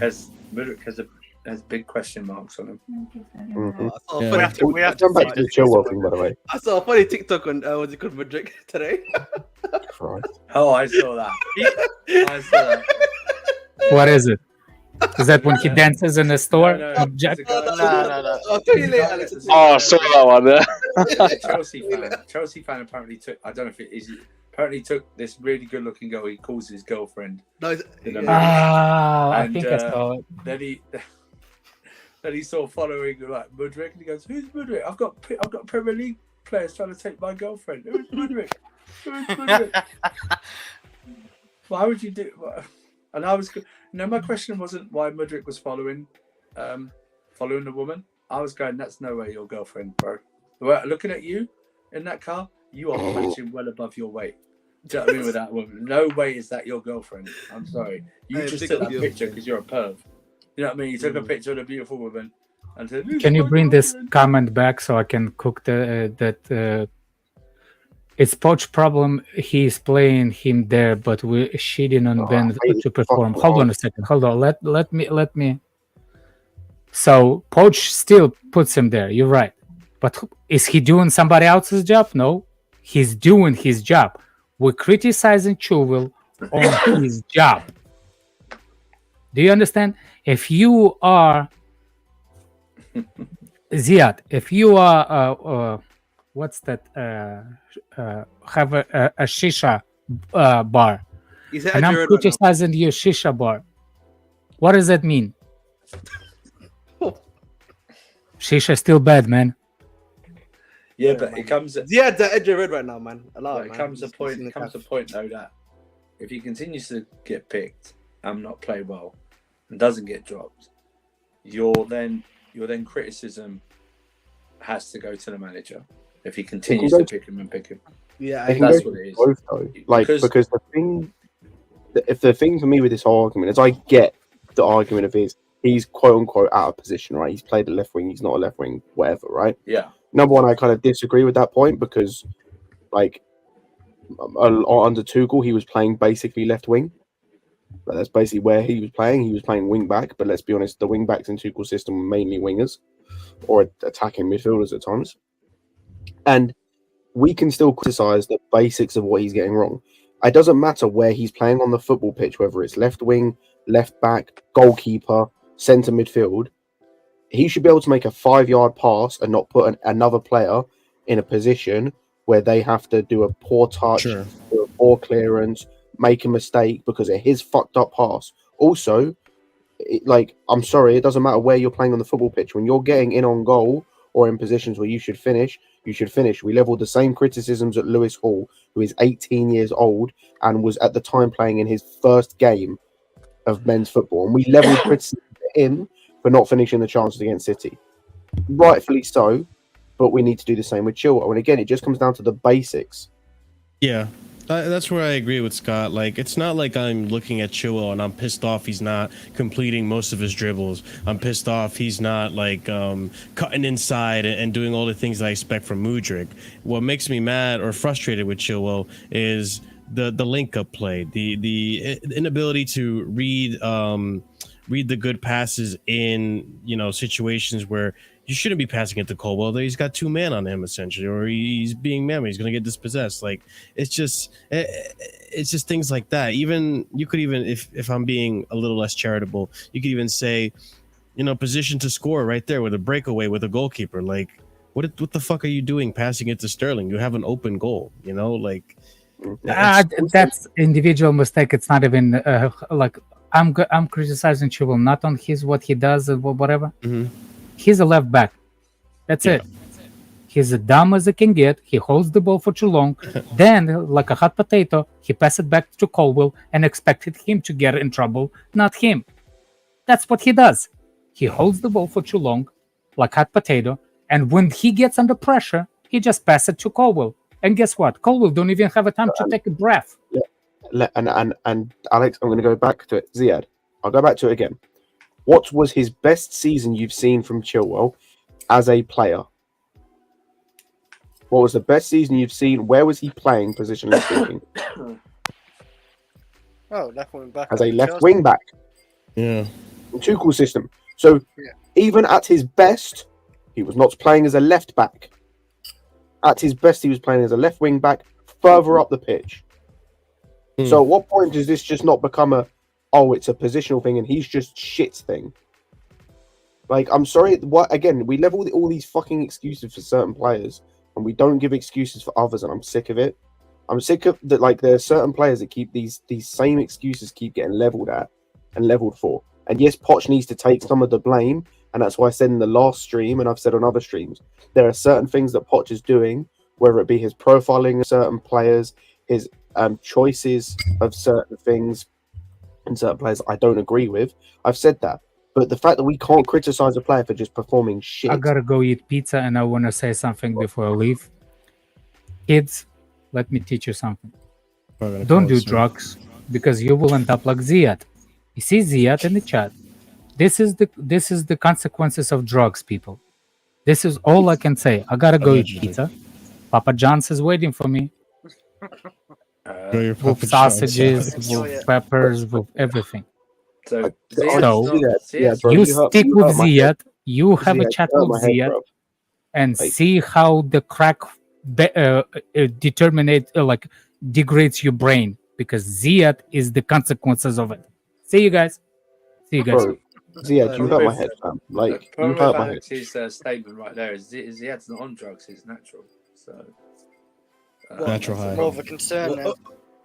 Too much dopamine rush, yeah? Plus, we're not bringing you, Ziad. We're not bringing you on because we're nearly 3 hours in and it's 1 a.m. in the UK. But I can't do 45 minutes. They're about to wrap it up soon. Maybe next time. Energy here. Yeah, for sure. But I mean, listen, I think this was a good show. We discussed a lot of good points. If you are watching this in the future, leave us a comment down below. Let us know what you think. Give us your thoughts on Scott. We want to read. We want to make this a regular segment within the show. Mean tweets with Scott. Mean comments with Scott.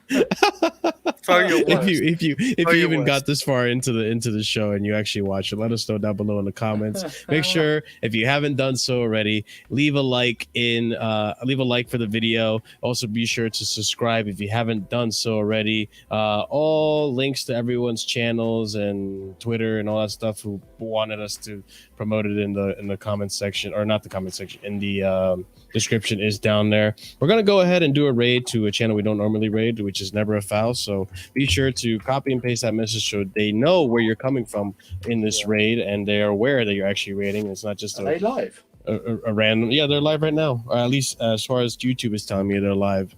But yeah, guys. Oh, I'm hanging on. I'm gonna continue my Make sure to sub to the Bridge T5 here. They're not live. Okay. Never mind. We're not rating anyone, so just copy and paste it and keep it to yourself. But anyways, hey, YouTube's lying to me. Don't Jesus Christ me. YouTube's I'm watching something. No. Sorry, my bad. It's not. It's all good. It's all good. But yeah, guys, as always, smash up the like buttons if you haven't done so already. We're at 71. Let's try to get to 80. Let's try to get to 100 by tomorrow. Who knows if you're watching this in the future. Be sure to subscribe. We're on our way to 3K. Hit the bell notification so you know when we're live. Does anyone know? I don't know what's going to happen Wednesday, to be honest, with the game, because apparently we don't know. I don't think it's going to be broadcasted. So if we somehow find a way to watch it, and there's a broadcast, then we'll do a review. If not, we're just gonna skip the Casually Chelsea show until we agreed on Friday, right? Friday, which is gonna be the transfer deadline day. So, and then we're also gonna be doing our predictions on that same stream. So, by all means, check that out. We're gonna be doing our Premier League predictions, boys, on this panel. Be ready to do that because this is probably going to be the panel that's going to be doing the predictions.